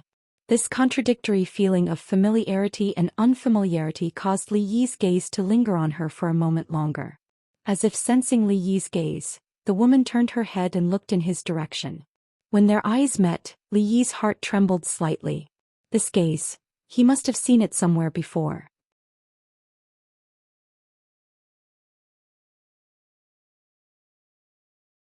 Chapter 490. The woman only glanced at Li Yi for a moment before looking away. There was no change in her expression. Strange. Li Yi shook his head. In the end he still couldn't remember where that familiar feeling came from. He could only think that he had remembered wrongly. He took another look at the people waiting outside the hall and finally looked away. At this moment, Princess Xianxia walked out of the side hall angrily. It seemed that she didn't get the result she wanted in her negotiation with the old emperor. She stood in front of Li Yi and glared at him angrily. Her eyes were filled with hidden bitterness. It's impossible to take you out of the palace for 2 months. Li Yi sighed and said, however you can ask your sister Mingzu to take you out. This way your father won't say anything. When the time comes I'll take you out to play. Princesses who hadn't reached adulthood weren't allowed to leave the palace as they pleased. However, as the eldest princess Li Mingzhu wasn't restricted by this rule. She could even go to Qing'an Prefecture alone and work as a lowly bailiff in the Anshi Yamen. This wasn't the first or second time she'd brought a proud Lolita out of the palace to Li Xian's estate. Princess Xianxia's little face revealed a satisfied expression. She glanced at Li Yi and walked over to hold Yong Ning's hand. She said, ignore him. Let's go play over there. Li Yi heaved a sigh of relief after finally settling the matter with the little Lolita. At this moment morning court had just begun. Although it wouldn't last very long because there was still a competition, he who didn't need to attend court felt a little bored at this moment. This is the Li Yi that I told you about. At this moment, Li Xian walked over with a few young people. So this is County Uncle Li. A rough-looking young man with a face full of stubble beside Li Xian cupped his hands and said, my grandfather often mentions you in front of me. Today I finally get to see you in person. Li Xian introduced. His name is Shui Yong, the eldest grandson of General Shui's family. Looking at Brother Shui's appearance, Li Yi once again felt that it was the right decision to reject old General Shui's kind intentions. According to old General Shui's description, Brother Shui's appearance was similar to his sister's. Brother Shui. Li Yi also cupped his hands. The two of them were now acquainted. Li Xian then introduced the others one by one. They were all descendants of generals, and the candidates for today's competition would be chosen from among them. Regarding Li Xian's social circle, Li Yi felt that it was rather strange. He was the son of a prince and could be considered half a member of the royal family, but he didn't have much of a relationship with the many princes in the imperial court. Instead he mingled with the descendants of generals. It was obvious that old General Shui and the other old generals seemed to be taking care of him. However, no matter what, among the hundreds of officials in the imperial court, other than the Li family, the ones he was closest to were the families of generals. He warmly exchanged a few words with them. Not long after, he saw Changde and a few gray-clothed men walking over to him. Steward Chang. The descendants of generals all bowed when they saw Changde. There was even a hint of fear in the depths of their eyes, which surprised Li Yi. Changde nodded. When he passed by them, he suddenly reached out to grab Shui Yong's shoulder. Shui Yong's expression changed. He dodged agilely, but his shoulder was still firmly grabbed by Changde. Changde frowned and said, have you slacked off again these days? Shui Yong's expression was bitter. He was about to speak when Changde waved his hand and said, prepare well for the competition later. Don't embarrass General Shui. Changde left quickly after saying this. The men in gray quickly spread out on the square in front of the hall. There were also palace guards scattered everywhere, responsible for the security of the venue. Seeing Changde standing nearby, the descendants of generals didn't dare to continue chatting. They dejectedly found a place further away from him. It looked like there were more than 1 or 2 people who disliked Chang. Li Yi slowly walked over. Before he could speak, Changde glanced at him and said, "This old man has never heard of the Sunflower Manual, and I've never said, our. I don't even know what the Bixia Sword Manual is. Do you have any more questions?" Zhou Tong. "You're a grandmaster, right?" Li Yi asked as he walked over. Changde glanced at him and didn't answer, implying that he was right. Although he had already guessed it, Li Yi was still somewhat astonished after it was confirmed. Even Mississippi Lu hadn't reached that level, so he probably didn't have much hope in this lifetime. However, this didn't stop Li Yi from being curious. Although Rui had also reached this level, she was still young and didn't have much experience. Changde was different. He had lived for so long and lived in the palace, so he probably knew many things. This made Li Yi's curiosity overflow. He looked at Changde and asked curiously, "Steward Chang, what's the level above Grandmaster?" The pugilistic world had always tacitly agreed that Grandmasters were the strongest, but didn't they say that martial arts had no limits? Logically speaking, Grandmaster shouldn't be the end. Perhaps the next level was shattering the void and going to another world? For example, Earth in the 21st century? After experiencing the unimaginable thing of transmigration, Li Yi felt that no matter how wild his imagination was, it wouldn't be too much to ask. Changde glanced at him and said lightly, "Grandmaster is just a title for those who have almost eliminated all their flaws and achieved great success in martial arts. It's not a realm. There's actually no clear division of realms in the pugilistic world. It's just a name forcefully given by others, so it can't be taken seriously. Great success in martial arts without flaws? Then the strength of a grandmaster is about the same." Li Yi mumbled. Changde shook his head and said, "Of course not. There are also differences between grandmasters. It's just that for these experts who have already jumped out of that shackle, it's not easy to determine the winner unless they fight to the death. Moreover, the level of one's strength is also greatly related to the mental cultivation method and martial arts learned. The better the mental cultivation method, the more powerful the martial arts, and naturally the stronger the martial arts." Changde glanced at him and said, "Can those ordinary martial arts and mental cultivation methods compare to the 8 Desolation and 6 Directions technique, the 18 Dragons subduing palms, and the 6 Pulse divine sword?" Li Yi's expression changed. He looked at him and asked, "Do these martial arts really exist?" "No." Changde waved his hand and said, "I'm just using your demigods and semi-devils as an example." Li Yi was a little disappointed. He thought that Mississippi Lu was not knowledgeable enough to have never heard of these powerful martial arts. He didn't expect that Chang was also an old homebody on the outside. He even read such fantasy martial arts novels. However, although martial arts are not as powerful as you think, some martial arts do have the same effect as those divine skills. Changde glanced at him and said, "Although there are no martial arts like the 8 Desolation and 6 Directions technique that can restore one's youth every 30 years and increase one's strength by another level, there are records in the palace that there is a strange martial art in the martial arts world that can change one's appearance. Even an old man can recover his youthful appearance in a short period of time. However, this is only a superficial martial art and cannot increase one's lifespan in the slightest." Li Yi shook his head and said, "After practicing martial arts, one's body will be healthy and immune to diseases. It can be considered as extending one's lifespan." Changde looked at him and said, "That's not really extending one's lifespan. It's not that there are no real martial arts that can extend one's lifespan. I've heard of a martial art called the turtle breathing technique. It is said that those who practice this turtle breathing technique can increase their power in their sleep and easily live for 2 cycles of 60 years. However, those who practice this martial art will sleep for many years and rarely wake up. Even if they really sleep for 2 cycles of 60 years, what's the point? Of course, this is only hearsay. At least I've never seen it." Li Yi nodded repeatedly. He thought that Chang was indeed knowledgeable. These were things that Mississippi Lu and Rui did not know. Sometimes he could not help but ask second great uncle about it out of curiosity, but the old man would fall asleep after a few words.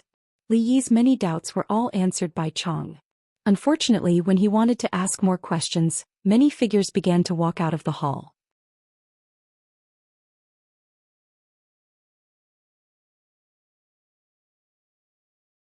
Chapter 491.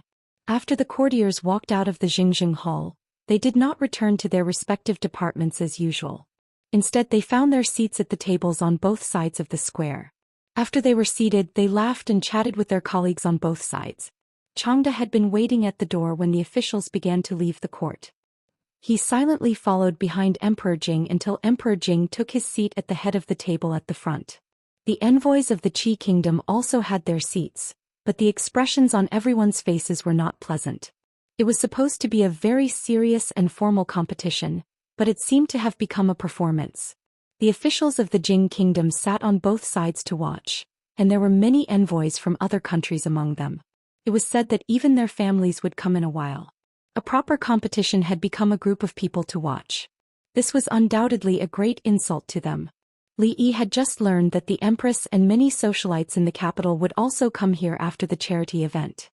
His current title was the County Earl, which was not a big deal in the circle of the nobles in the capital. However, his seat was very close to the front and there was a small roof above it to block the sun. There were not many people with this privilege and there were only about a dozen of them in the audience. Naturally, the County Earl did not have this privilege, but Zhou Xian did. The position here was big enough and the view was wide enough. It was a rare treasure. It was not bad to not have to bask in the sun with most people. Li Yi sat there alone and ate 2 pieces of fruit. It was rare that they were iced. Not long after, there was an uproar in the audience. Li Yi looked up and saw dozens of figures rushing out from another direction. Many women walked out from a door of the hall. Countless palace maids came forward to greet them respectfully and led them to their designated seats. Qin are here. Li Xian waved to a nearby place and said. The crown prince's wife and Rui walked over hand in hand, whispering something as they walked. Although Rui was also the county countess in name, she was actually the same as him. She was not very familiar with the other nobles in the capital. Because of his relationship with Li Xian, she had met the crown prince's consort a few times. After a while, they gradually became familiar with each other. Li Yi and Li Xian gave them the shady seats in the back and sat in the front. Before the official match, there would always be some important figures who would make some speeches. This process was usually very boring. When he finally got to the beginning of the match, he looked up and found that the one who represented the Jing kingdom was Shui Yong, whom Li Xian had just introduced to him. When he saw the people sent by the Qi kingdom, Li Xian's expression was clearly startled. A woman. He didn't discriminate against women, but not every woman was like Mingzu. For the Qi kingdom to send such a woman to compete with Shui Yong, could it be that they had already given up? Are all these youngsters from the Qi kingdom here to watch the fun? If that was the case, then today's competition wouldn't be so exciting. Although the winner wouldn't be decided in a single match and there were 3 people on each side, it would be considered as the winner if 2 out of 3 matches were won. However, it wouldn't be so easy to win if one person was killed at the very beginning.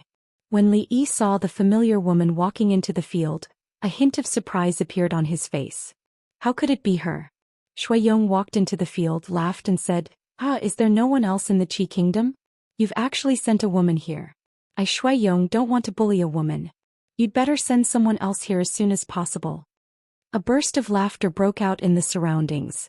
The courtiers of the Jing kingdom were naturally happy to see the Qi kingdom make a fool of themselves. How arrogant. You'll talk after you win. An ambassador of the Qi kingdom snorted coldly and said. Although he didn't know why the 3rd prince had made such an arrangement, he was also doubting whether this woman whom he had just met for the first time could win. So he naturally didn't show any fear on his face. Is Shui Yong very powerful? Li Yi tilted his head and looked at Li Xian as he asked. Of course. Li Xian said without hesitation. Shui Yong was trained by old General Shui. When he was young, he was the best fighter among all the children of the general's family. Moreover, he often received guidance from Steward Chong. It's impossible for him to lose to a mere woman. Can he win? That person? Li Yi looked to the front and gestured to him. Seeing Mingzu standing there, Li Xian was stunned and said, Mingzu? She can't be counted. That means he can't win. According to people's common sense, women were born to be in a weaker position when it came to such matters. However, this didn't mean that there were heroines like Princess Mingzu and Mississippi Lu who could put countless men to shame. Li Yi felt that there was something strange about this woman. The people of the Qi kingdom weren't stupid. It wouldn't be easy for Shui Yong to win. Since that's the case, excuse me, young lady. With so many people watching the competition between countries, Shui Yong didn't really walk up to the woman in a gentlemanly spirit. However, he still looked down on the woman. He didn't choose a weapon. When he walked up to the woman and saw that she didn't move at all, he couldn't help but stop and ask, "Are you going to compete or not?" The woman finally looked up at him and said, "Are you ready?" "Of course, but you?" Shui Yong said, feeling somewhat baffled. "Okay." However, before he could finish his sentence, he felt a flash in front of him and the woman's figure disappeared in front of him. Subsequently, he felt a pain in his neck. After a moment of blackness, he completely lost consciousness. Plop. Shui Yong fell to the ground. The competition was over. Someone had just picked up a piece of fruit. Before he could put it in his mouth, his wrist shook and it fell to the ground. Li Xian was even more stunned on the spot. An instant kill. Shui Yong was actually defeated in an instant. Didn't that mean that the woman who looked younger than Shui Yong was much more powerful than him? While Li Yi was also shocked, Rui walked up and said, "Husband, don't you feel that this woman looks a little familiar?" Since even Rui said so, it seemed like they did have some sort of interaction before. Li Yi frowned. When he was thinking hard, there was an uproar on both sides because of what had happened just now. How could this happen? Even Shui Yong lost. Who else among the younger generation can go up? Look at the scene just now. The gap is too big. The gap is too big. What should we do now? Is the Qi Kingdom really going to win this round? It was unexpected that such an ordinary-looking woman could be so powerful. Although there were still 2 more rounds, if no one among the younger generation could defeat her, the result would be the same even if there were 10 or 100 more rounds. Shui Yong was quickly carried away by 2 guards. After the imperial physician examined him, he looked at old General Shui and said, "It's okay. He just fainted. He will wake up in a while." Old General Shui's expression softened a little. Emperor Jing looked at the young woman in the field, and a trace of surprise appeared in his eyes. Even he knew that in the competition between the younger generation, there was not much difference in strength. As an outstanding disciple of the family of generals, Shui Yong was already very powerful, but even he was not a match for the woman from the Qi Kingdom. In the next 2 rounds, no matter who was sent up, wouldn't they lose? Behind him, Changde frowned. When he looked at the woman, his eyes flashed and a thoughtful expression appeared on his face. "Father, let me go up for the next round." At this moment, a sweet voice suddenly came from his side.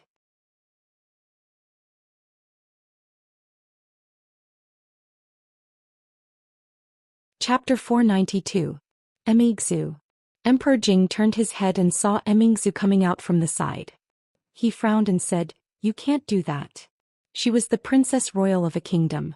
How could she compete with others in front of all the officials, dignitaries and envoys of other kingdoms?" Moreover, the strength shown by the young woman made Emperor Jing a little worried. Are there any young masters in the palace who can defeat that woman? Emperor Jing looked at Changde and asked. Since even Shui Yong had been defeated, Emperor Jing naturally would not pin his hope on the other sons of the generals. If the other side easily won the 3 matches with only one person, the Jing kingdom would lose face. Changde glanced at the woman in bewilderment and said, "Your Majesty, this woman was able to defeat Shui Yong so easily. Presumably her martial arts have already reached perfection. I am afraid the young experts of the palace do not have much chance of winning." He looked in a certain direction and saw that Li Yi and the woman were talking in a low voice. In the end, he did not say the almost perfect method. If she was willing to fight, there would be no suspense in today's match. But she was not a master recruited by the palace. She was the wife of the County Earl of Chang'an. She was already a wife. How could she appear in public on such an occasion? Even if she really won, how could she stop the gossip in the capital? Even if he told this matter to His Majesty, he was afraid that he would not be able to get past Li Yi. Although the title of County Earl was nothing to him, Changde had never looked at him with that title. He even dared to beat the king of Shu. When this county earl went crazy, even a grandmaster would be afraid. The Daqi kingdom has won 1 match. Your Majesty, who will you send to challenge the second match? The envoy of the Qi kingdom finally regained some face. He praised the 3rd prince's wisdom in his heart, and his tone was naturally a little proud. The officials finally felt the feeling of being humiliated by the people of the Qi kingdom. They cursed in their hearts. Where did the people of the Qi kingdom find such powerful people? A young woman defeated the child of the Shui family. This was not easy to get past. Please enlighten me. Along with a clear and melodious voice, a white figure flashed, and then another figure had appeared in front of the woman from the Qi kingdom. After seeing the figure clearly, many people first rubbed their eyes in disbelief, then cried out in surprise. Your Highness. Absolutely not. Absolutely not. Her Royal Highness is of noble birth. How can you put yourself in danger? In terms of opposition to Her Royal Highness's participation, the reaction of the courtiers was much greater than that of Emperor Jing. Was there really no one else in the Jing kingdom? How could they let the noble Princess Royal participate in this kind of competition? This was simply a slap to their faces. The woman's face remained expressionless, but a hint of surprise appeared in her eyes. How is that woman compared to Mingzhu? Emperor Jing suddenly turned to look at Changde. Not as good as her, Changde answered honestly.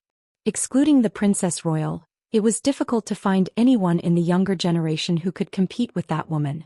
However, the Princess Royal and that Mississippi Lu were the weirdest of the weirdest. Not only were they gifted, but they were also taught by famous teachers since they were young. Unless a grandmaster came personally, they could almost be in a position of invincibility. Although that woman was also very strong, the strength she had shown in that instant was far from that of a grandmaster. Emperor Jing nodded, looked at the field and did not speak again. The courtiers gradually became silent and they were shocked. The Princess Royal wanted to compete with the people from the Qi kingdom, and His Majesty actually did not stop her? Although to some extent as a woman she seemed to be more suitable for this battle, she was the Princess Royal. If she won with her identity, countless legends would naturally be added. As a member of the royal family, Her Royal Highness did not care about her own safety to turn the tide and save the face of the country. This was definitely worthy of praise. But if she lost, not only would the royal family lose face, but the princess would also be in danger. They would also be reviled by the people. When the field gradually became quiet, the woman finally put her hand on the hilt of her sword. The way she holds the sword. Rui said softly. Li Yi asked curiously, "What's wrong?" "It's very strange." Rui withdrew her gaze and said, "From the way she holds the sword, it can be seen that she does not usually use the sword. In this kind of competition she is not using the weapon she is good at. She should be hiding it." At the same time, beside Emperor Jing, Changde's face also showed a puzzled expression. He murmured, "Why is that?" In the next moment the sound of two swords came from the field. Whether it was the courtiers or the women beside them, they rarely saw such a battle, especially when one of the people in the field was the Princess Royal. This kind of opportunity was not often seen. When they saw the Princess Royal's fierce moves and clearly had the upper hand, they finally relaxed and even showed an expression of interest. "Mingzhu is still the best," Li Xian said with a smile. Li Yi nodded. Even Mississippi Lu admitted that Her Royal Highness's martial arts were not bad, which meant that she was very, very powerful. If she was ranked on the heaven list, she would probably be in the top 5. Even if the woman lost, it would not be an injustice. This woman is not simple. In fact, the princess did not have the upper hand. Rui looked at the two figures in the field and said, "Ah." Li Yi turned his head and looked at her with some confusion. The woman was obviously being suppressed by Her Royal Highness. Even he could see that, so how could Rui be wrong? At this time, Li Yi did not notice that not far away, Changde's expression was already a little ugly. Although she has been retreating, there is no flaw at all. She just did not fight back. Rui looked at the woman from the Qi kingdom in surprise and said, "No, she is looking for the princess flaw. The princess is going to lose." As soon as Rui's voice fell, Changde's expression changed greatly. In the field, although Mingzhu's sword moves were still extremely sharp, at a certain moment, the woman suddenly stopped defending and seemed to casually stab with her sword. That sword passed through the layers of Mingzhu's sword shadows and went straight for her chest. More importantly, Mingzhu had always been displaying fierce attacks. At this time her body rushed forward due to inertia and directly collided with the tip of the sword. Emperor Jing's expression changed and there were countless exclamations in the field. A shadow flashed and Changde's figure had already disappeared. However, because he was too far away, he could not stop it in time. Li Yi and Li Xian's expressions changed at the same time. A white jade wine cup on the table was already in Rui's hand. When she raised her arms slightly, she paused for a moment and a trace of surprise appeared on her face. In the field, Mingzhu, who was about to be stabbed by the sword, turned her toes slightly. After drawing an arc on the ground, her body suddenly moved to the side in a strange way. At the same time, the sword momentum did not decrease and went straight for the woman's throat. Changda's figure appeared in the field. When he saw this scene, his expression was also extremely shocked. Just now, when the woman was fighting with the princess, he realized that he had underestimated her. Even when she was fighting with Shuiyong, she did not use her full strength. Like the princess, her real strength should be extremely close to that of a grandmaster or even surpass the princess. This was because when the two of them were fighting, the princess was the first to reveal a flaw. However, Changde did not expect Her Royal Highness to be able to pull off such a beautiful reversal under such circumstances. Although he did not know how she managed to evade the attack, the scene just now was a classic even for a grandmaster. How could it be? Rui looked at Li Yi and said softly, "How does the princess know Tai Chi?"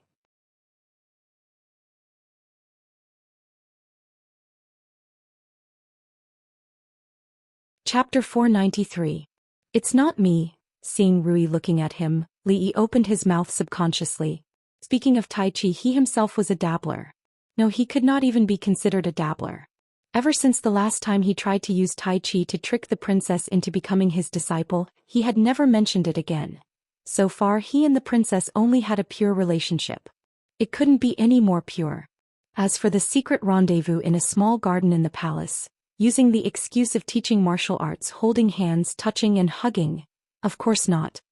Husband and Her Highness are good friends. It doesn't matter if you really teach her. Rui said with a smile.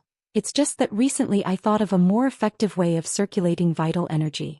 Husband, remember to remind me to inform the princess after this match. Li Yi looked at her and found that he couldn't understand Rui's tricks anymore. He felt that he couldn't answer her. Fortunately, she didn't continue to ask. When Li Yi secretly heaved a sigh of relief, he was also puzzled. Who taught her Tai Chi? In this world there were only 3 people who knew how to use Tai Chi: Rui and him. Rui counted as 2, Mississippi Lu counted as 1, and he who only knew the moves and couldn't bring out the true power of Tai Chi, counted as 0. Li Yi was sure of this. However, what Her Highness used at the critical moment just now was not the Tai Chi footwork that Rui taught her. He shook his head. This matter could wait until she won. With such a sudden turn of events, Li Yi felt that the Qi Kingdom woman should also be confused. However, just as he had this thought, the woman suddenly made an unimaginable move. Her sword had been thrust out and couldn't be pulled back in a short time to block, so she stretched out her other hand. She used 2 fingers to lightly flick Mingzhu's sword. Her sword was easily bounced off. Seeing this, Li Mingzhu's expression changed slightly and he quickly distanced himself from her. It's her. Rui looked at the woman and couldn't help but exclaim. Grandmaster. All the wrinkles on Changda's old face were tangled together and his eyes were shining. Who is it? Li Yi looked at her in confusion.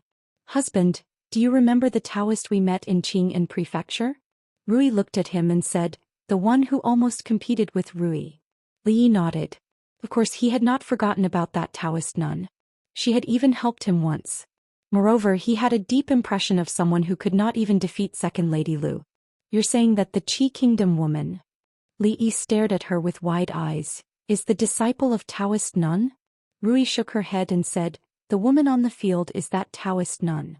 Li Yi paused for a moment, then smiled and said, my wife, don't joke. Daoist nun is already middle-aged. The person on the field is clearly a young woman. How can... He didn't finish his sentence and closed his mouth. He suddenly thought of something. Just a moment ago, Lao Chong had conducted a martial arts literacy test on him. He seemed to have mentioned that there was indeed such a strange martial art that, when practiced to a high level, could change one's appearance and deceptively regain one's youthful appearance. Could it be? Li Yi raised his head again to look at the woman on the field. Her face was still unfamiliar, but her eyes were indeed familiar. Her appearance may change, but her aura will not. She has been hiding her aura and suppressing her strength below that of a grandmaster. She didn't expect Her Royal Highness to have such a strange move. If she hadn't used the strength of a grandmaster just now, I'm afraid she would have lost. Rui looked at him and explained, but at that moment she could no longer hide her aura. Ordinary people can't feel the fluctuations of that aura, but those who have reached the same level as her will be extremely sensitive to that aura. Li looked at the young woman on the field. No matter how hard he tried, he could not connect her with the middle-aged Daoist nun. A grandmaster expert had changed her appearance and snuck into the palace, appearing in front of the old emperor. It was obvious that she was up to something big. Li murmured, "Does that mean Her Royal Highness can't win no matter what?" Rui shook her head and said, "Not necessarily. She has been suppressing her strength just now. It's only because Her Royal Highness's move was too wonderful that she had to reveal the level of a grandmaster. Although her strength has been reduced, she still has the experience and knowledge of a grandmaster. Otherwise, Her Royal Highness would have won." Li Emingzu was naturally not an ordinary master. There were all kinds of profound martial arts books in the palace. Her foundation was much deeper than that of the sects in Jianghu. It was almost impossible to beat her at the same level. However, a grandmaster was a grandmaster after all. The power of a grandmaster did not lie in their profound skills or exquisite moves. In fact, when they reached that level, they had already reached a state of returning to the natural state. They did not pay much attention to the moves. They were almost invulnerable, but they could easily see the flaws of others. If someone could do this, it would not be strange for the weak to win against the strong. The courtiers and women present had never seen such an intense battle before. They couldn't help but be amazed. That woman could actually use her fingers to flick away Her Royal Highness's sword. Were all the martial arts masters like that? To them this was too inconceivable. Your strength is similar. It won't be easy to determine who is better. You will definitely be injured. Her Royal Highness is of noble birth. You can't put yourself in danger again. Why don't we call this a draw? Changda's face was as dark as water. He walked to the field and said, "Her Royal Highness, you can leave first." After saying this, Changda looked at the young woman and said, "In the next round, let this old man experience Your Excellency's great skills." A grandmaster had actually approached His Majesty without anyone knowing. No one knew what his intentions were. If this matter was investigated, it was unknown how many people in the palace would be beheaded. Changda looked at the envoy of the Qi kingdom coldly, but he could not directly point it out. He was well aware of how terrifying a grandmaster was. However, His Majesty, all the courtiers, the nobles of the capital and their families were all here. Even if the palace masters could make this grandmaster stay here forever, it was unknown how many people would be able to stand in the imperial court tomorrow. Seeing Changda walk to the field, the officials were all stunned. They did not know what was wrong with Chief Chang. This was a competition between young people. Why was an old man like him joining in? Even Jing Emperor's face showed surprise, but he did not say anything to stop him. Many people were very happy to see this scene, but the envoy of the Qi kingdom naturally did not agree to it. The old man in front of them had always been by the side of the emperor of the Jing kingdom. He must be a powerful character. How could they allow him to break the rules and ruin their grand plan? Before the competition, there was a rule that both countries could only send young talents. The rules cannot be changed. Are you going back on your word? One of the envoy of the Qi kingdom immediately stood up and looked at Changda as he asked, "May I ask how old Your Excellency is?" Changda's face was gloomy. He looked at the envoy coldly and said, "Ever since I came out of my mother's womb I've had this face. I'm 28 years old now." There was a moment of silence in the field. Then countless women could not help but burst into laughter. This was Chief Chang. They had heard of his illustrious reputation when they were still children. Now he was probably in his 60s.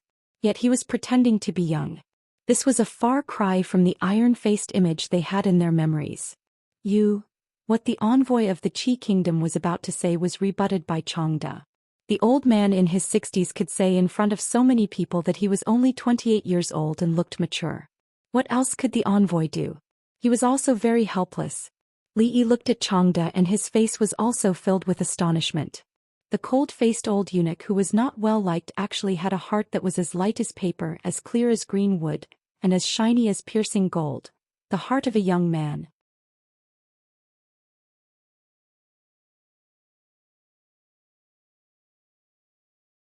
Chapter 494. Chief Chong, please step back. We haven't decided the winner yet. Emmingsu walked up and looked at the young woman.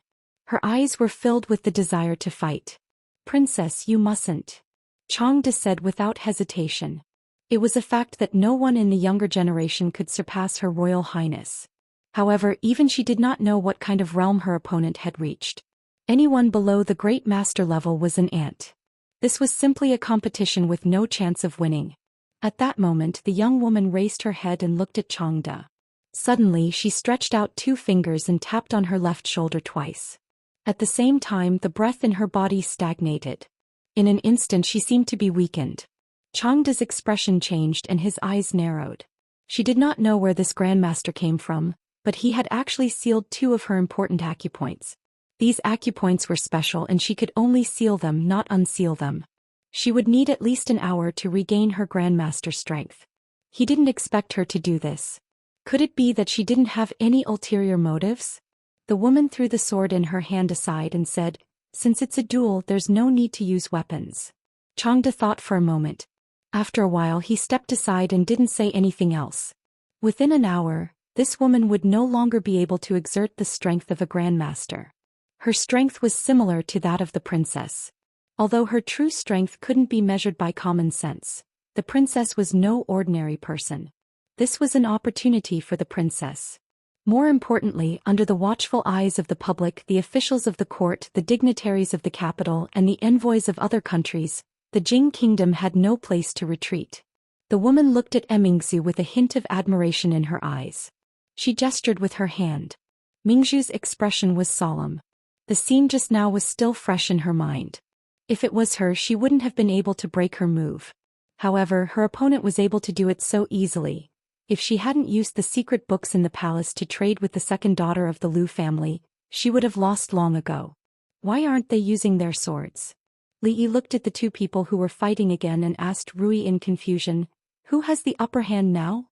Li Xian and the crown prince's consort also looked at Rui. Without her explanation, they realized that they couldn't understand what was happening on the stage. It's hard to say.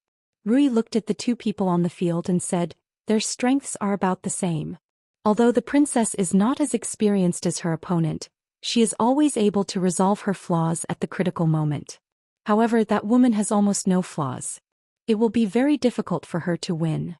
Rui watched as Emmingsu drew another arc in the air, dispelling the woman's attack. However, her moves were obviously not as smooth as before. Rui finally understood who taught her Tai Chi. A trace of a smile appeared on her face. At this moment, the mysterious origin of those rare martial arts books in the house also had an explanation. The crowd outside the stage was amazed. The expression on the young woman's face did not change, but her eyes flashed from time to time. This princess of the Jing kingdom was not a grandmaster. From her point of view, there were many flaws in her moves. However, at the critical moment she would use a strange kind of martial arts, which made it impossible for her to grasp the flaws and defeat her. It was extremely strange.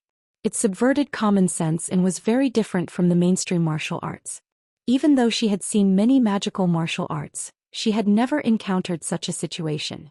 This made it difficult for her to defeat her when her vital energy was suppressed.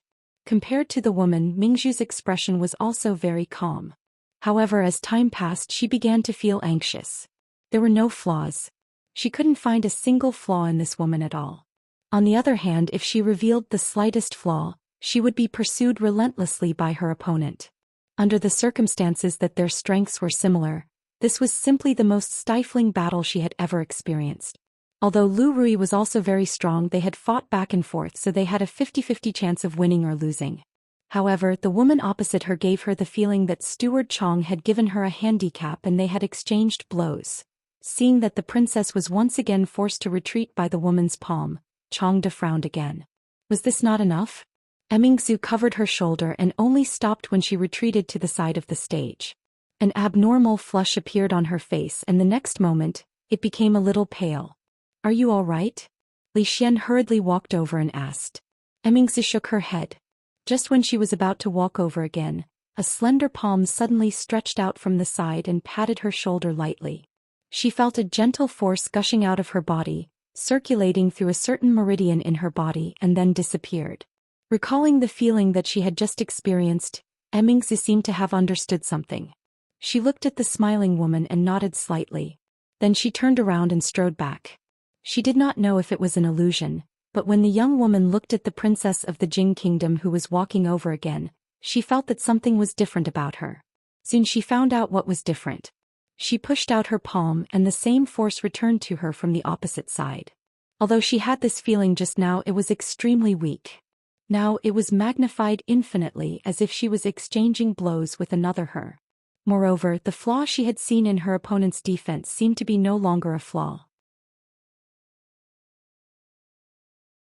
Noticing that her opponent's attack was weakening, Immorse was delighted. What she had felt just now was indeed a brand new way of circulating vital energy. When Tai Chi was displayed in this way, its power was more than doubled. The princess has won. While Li Yi was watching in a daze, he suddenly heard Rui say something. What? As soon as he asked this, he saw the woman's body fly backward uncontrollably and hit a table behind her, causing several womenfolk to cry out in surprise. The young woman steadied herself and walked over with a calm expression. She looked at Immorse and asked, "What kind of kung fu is this?" "Tai Chi." Immorse looked at her and said. "Not bad," she said, then turned around and walked out of the court. After seeing the old man beside Emperor Jing and the experts in the palace, she clearly realized that she had no chance in the palace. She had never cared about winning or losing this battle. However, she did not expect that she could not defeat the princess of the Jing kingdom, even after suppressing her strength below that of a supreme master. The palace was indeed extraordinary. This made her realize more things. Seeing that the woman had retreated out of the court, one of the ambassadors from the Qi kingdom immediately stood up and asked, "What's going on?" The woman looked at the leader of the ambassadors. The blue-robed ambassador immediately said, "We have lost this round." How could it be so easy? Before the ambassador who had spoken first had time to refute, the blue-robed ambassador waved his hand and said, "That's enough. What's the point of continuing?" He looked at the young man beside him. Before he could speak, the young man shook his head and said, "No, I'm no match for her. It's useless. We will lose the third round sooner or later. It's better for you to admit defeat, you." Apart from the blue-robed ambassador, the other ambassadors from the Qi kingdom all looked furious. Was this the third prince's arrangement? They all looked towards the blue-robed envoy in charge. Could he be lying to them? The blue-robed ambassador's expression changed.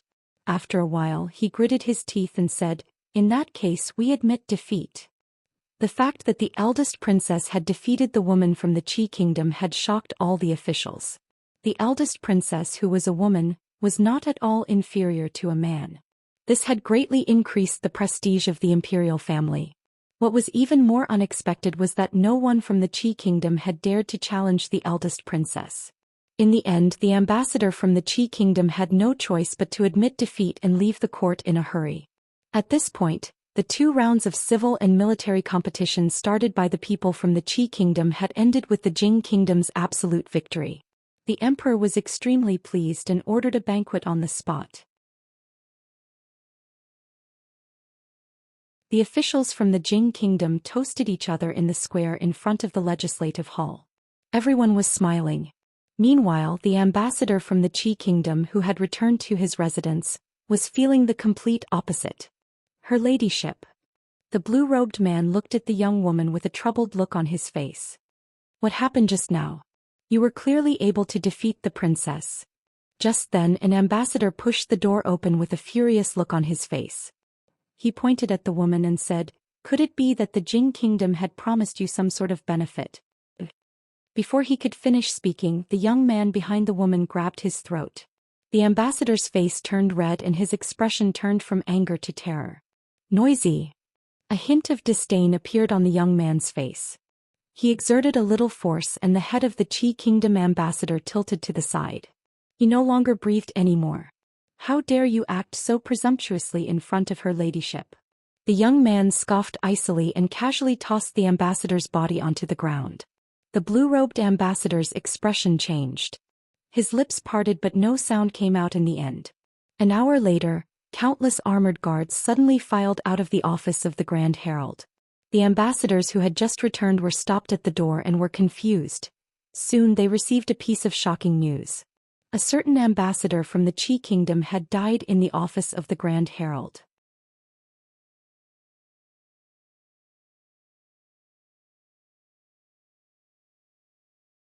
Chapter 495. In front of the Hall of Politics, people were singing and dancing. The dancers and musicians of the palace were performing in the square in front of the hall to liven things up. The officials were laughing and chatting, and the women were gathered in groups of 3 to 5, discussing topics exclusive to them. Princess Royal Highness was very busy now. She was busy accepting the praise of the officials in turn. She couldn't show any impatience on her face. Li Yi wanted to ask her what Tai Chi was all about. Stealing was a taboo in the martial arts world. No matter what, she had to compensate a few thousand taels of silver. There were many women gathered around the crown princess and Rui. Even Li Yi and Li Xian were squeezed out of the tent. In all of Jingdo, the most popular women among the madams and daughters of the nobles were these two. As the monopoly of perfume, Princess Royal Highness worked hard and sat in the palace to collect money, but she didn't care about these things. These people naturally targeted Rui and Prince Consort. If they didn't do something in advance, they would have to wait a few more days to buy a new perfume when it came out. It was still easier to earn women's money. He didn't know how Xing Zimo's new bra was doing. If he had the chance, he would go over to appreciate it and give her some suggestions. He could also try lace hollowed out or something for the benefit of men. On the side of Rui workshop, perfume had been widely accepted by women in the capital. In the future they would slowly introduce a full series of cosmetics. It wouldn't take long for him to become the man behind women all over the world, making countless men hate him. Originally, he wanted to chat with Lao Chong, who was a moving knowledge base, after the competition was over. However, he was just absent-minded for a while and no one knew where he was. Several men in gray took his place and stood behind Jing Emperor. While feeling regret in his heart, he suddenly noticed that there seemed to be a gaze in front of him. Li Yi turned his head and saw a beautiful woman in a palace dress sitting below Emperor Jing, looking at him coldly. When the woman saw him looking over, a trace of resentment appeared in her eyes, and then she slowly withdrew her gaze. He patted the shoulder of Li Xian next to him and asked, "That on the left of His Majesty, who is it?" "Who?" Li Xian looked over with some confusion. After being startled, his expression became slightly serious and he asked, "Why are you asking about concubine Cui?" Li Yi's eyes narrowed. "She is Imperial concubine Cui?" Concubine Cui was the biological mother of the king of Shu. She was the legitimate wife's daughter of the Cui family, which had a great influence in the Jing kingdom's Shilin and even the imperial court. Since he had beaten up the king of Shu, she would naturally not be nice to him. It was not a good thing to be targeted by an imperial concubine. However, Li Yi was not in the imperial court. He stayed at home all day, basking in the sun and teaching his maidservants. Whether it was the Qin family, the Qin family, the king of Shu or any other king, it did not make a difference to offend a few more or less of them. Old man Chang's reappearance had diverted Li Yi's attention. Li Yi had wanted to call him over, but when he saw old man Chang's gloomy face and quickly walking forward, Li Yi's outstretched hand stopped in midair. After a while, Li Yi saw Emperor Jing slap the table, which was rare. The imperial court officials were shocked. Not long after, a shocking news spread. An envoy of the Qi kingdom died in the office of the Herald of Politeness.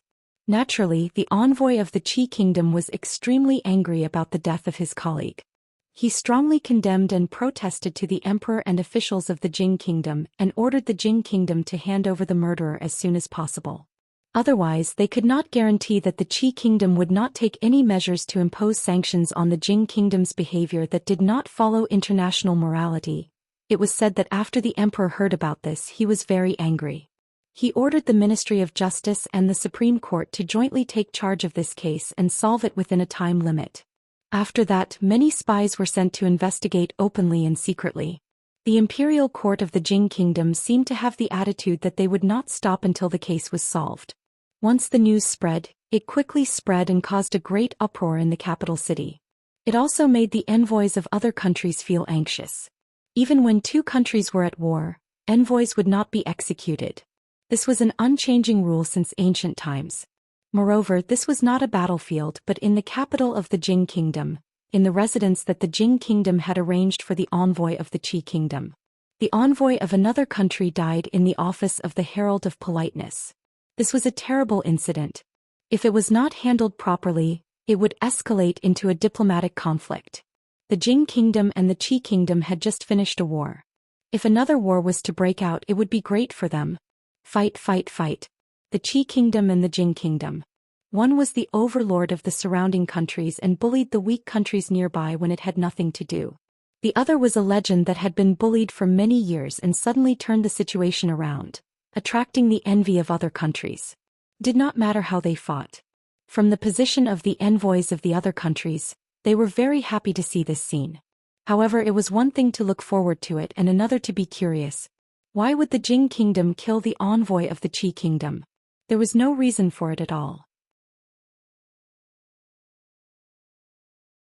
Although the envoy of the Qi kingdom was indeed not a good person, stirring up trouble in the capital of the Jing kingdom these days and stirring up the whole capital city, causing headaches to the ministers and the emperor.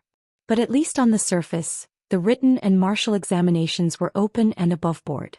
Even if the emperor and ministers of the Jing kingdom wanted to kill them, they would not be so stupid as to choose the office of the Herald of Politeness, which was the most unsuitable place to do it. When the envoy returned to the country, it would be understandable if he secretly killed a few of them. But to do it so openly, it was a little too much. Of course, regarding the Jing kingdom's behavior, the people just watched. As for the truth, it was obvious even if they thought with their toes. With such an incident, the Chancellor of the Supreme Court and the Minister of Justice naturally could not continue to attend the banquet. The two of them personally went to the office of the Herald of Politeness to collect evidence. The deceased was an envoy of the Qi kingdom. His neck was twisted and he died in his room. The door was tightly shut and the window was wide open. The murderer must have escaped through the window after killing the envoy in the room. However, the security of the office of the Grand Herald was extremely tight. Sneaking in was as difficult as ascending to heaven, not to mention escaping after killing the envoy of Qi kingdom. Other than the corpse in the room, there was not a single clue. The Minister of Justice and the Chancellor of the Supreme Court frowned. This case was completely out of the blue and His Majesty had given a death order. Suddenly, the sound of footsteps came from the door. Seeing a few people coming out, the two officials frowned. Before they could say anything, a skinny young man in front of them took off the token from his waist and handed it to the two officials. He said, "The Office of Secret Intelligence is working. Unauthorized people should leave. Please cooperate." Although the name of the Office of Secret Intelligence made countless officials tremble, the two officials were not afraid of it because of their high status, especially the Minister of Justice. The skinny young man in front of them had been recruited from the government of Jing County because of his discerning eyes. He was first promoted to the head of the Ministry of Justice and later recruited into the Office of Secret Intelligence by His Majesty. The Minister of Justice frowned and said, "The deceased's neck was twisted with great force. There are no other wounds on his body. Except for a few footprints on the window, there are no clues left by the murderer." The skinny young man looked at the messy footprints on the ground and shook his head. He murmured, "What a pity, what?"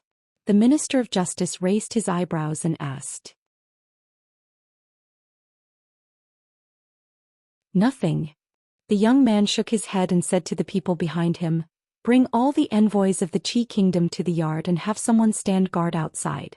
From now on, no one is allowed to enter or leave. The only clue is the footprints on the window. I've asked someone to check. These footprints don't belong to anyone in the temple." The Minister of Justice was about to walk to the window to point out the footprints when the skinny young man immediately said, "Please wait, my lord." Hearing this, the Minister of Justice stopped in his tracks. He watched as the skinny young man took off his shoes and carefully walked to the window. He looked at the window and the footprints outside, then opened the back door and walked out. He walked around the back porch, his gaze lingering on the garden under the porch. After a while, he walked into the house and pointed to another room adjacent to this one. He asked, "Who lives there?" An official from the office of the Chamberlain of Dependencies thought for a moment and said, "It's another envoy of the Qi kingdom. He's also the person in charge of the Qi kingdom's mission this time."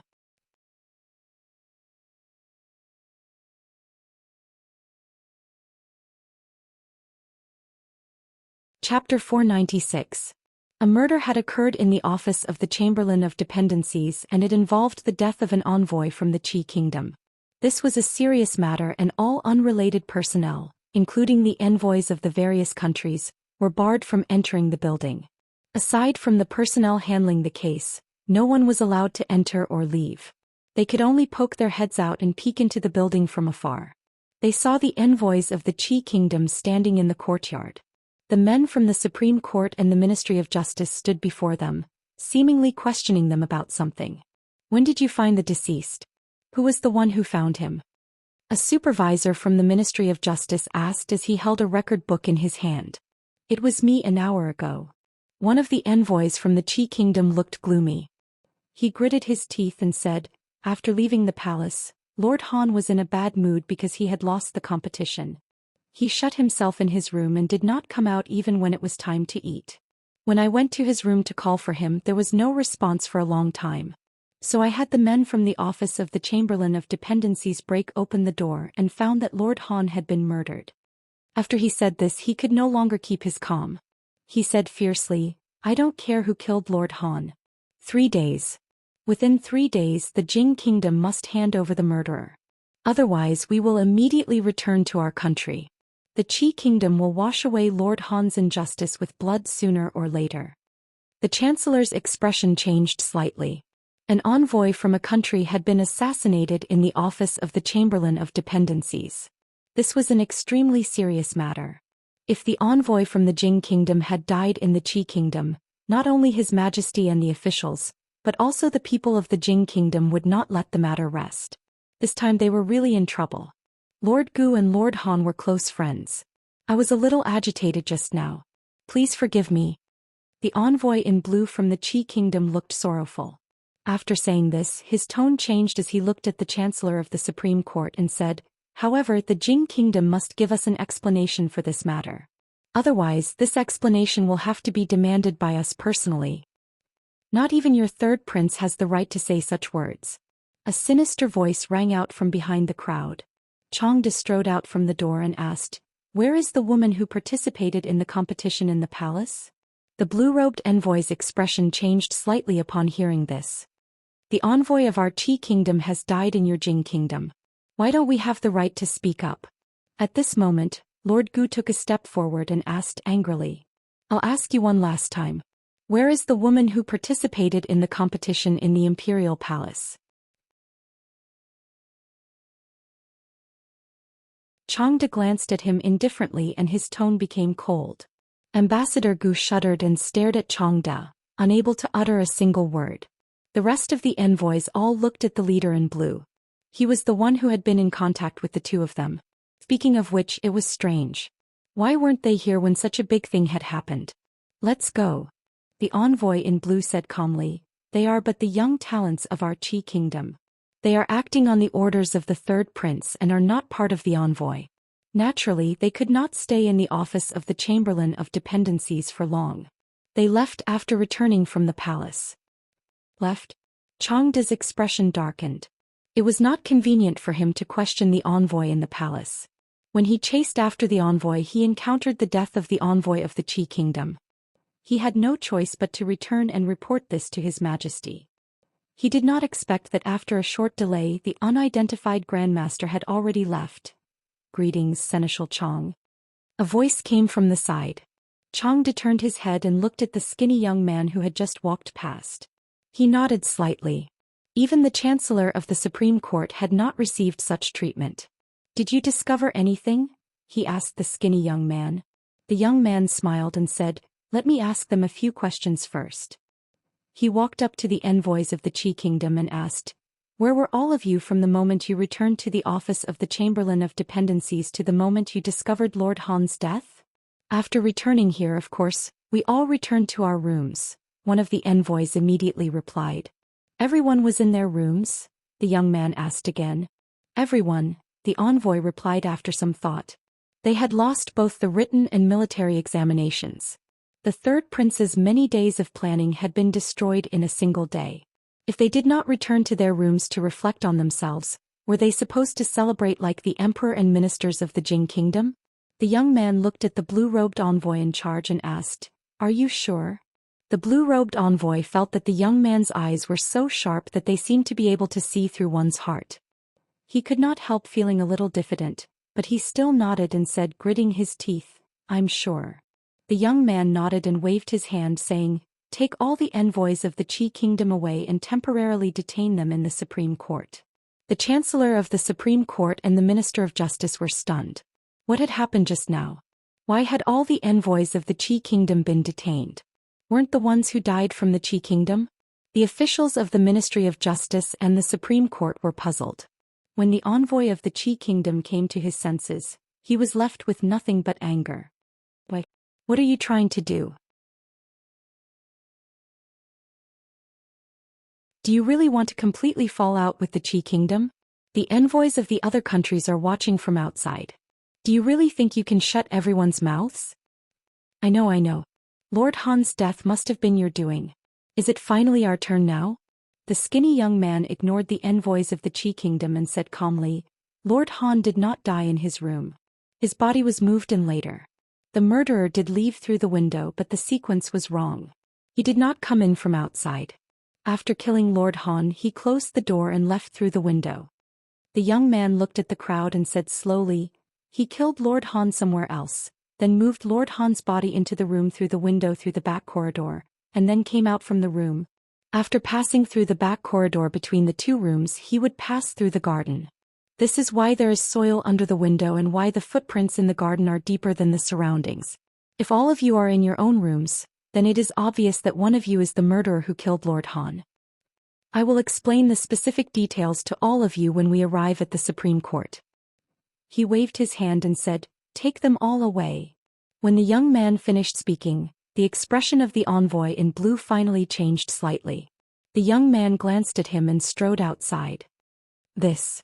Watching the men of the intelligence office take away all the envoys of the Qi Kingdom, the Chancellor of the Supreme Court looked at the Minister of Justice speechlessly. "Don't look at me, I don't know anything."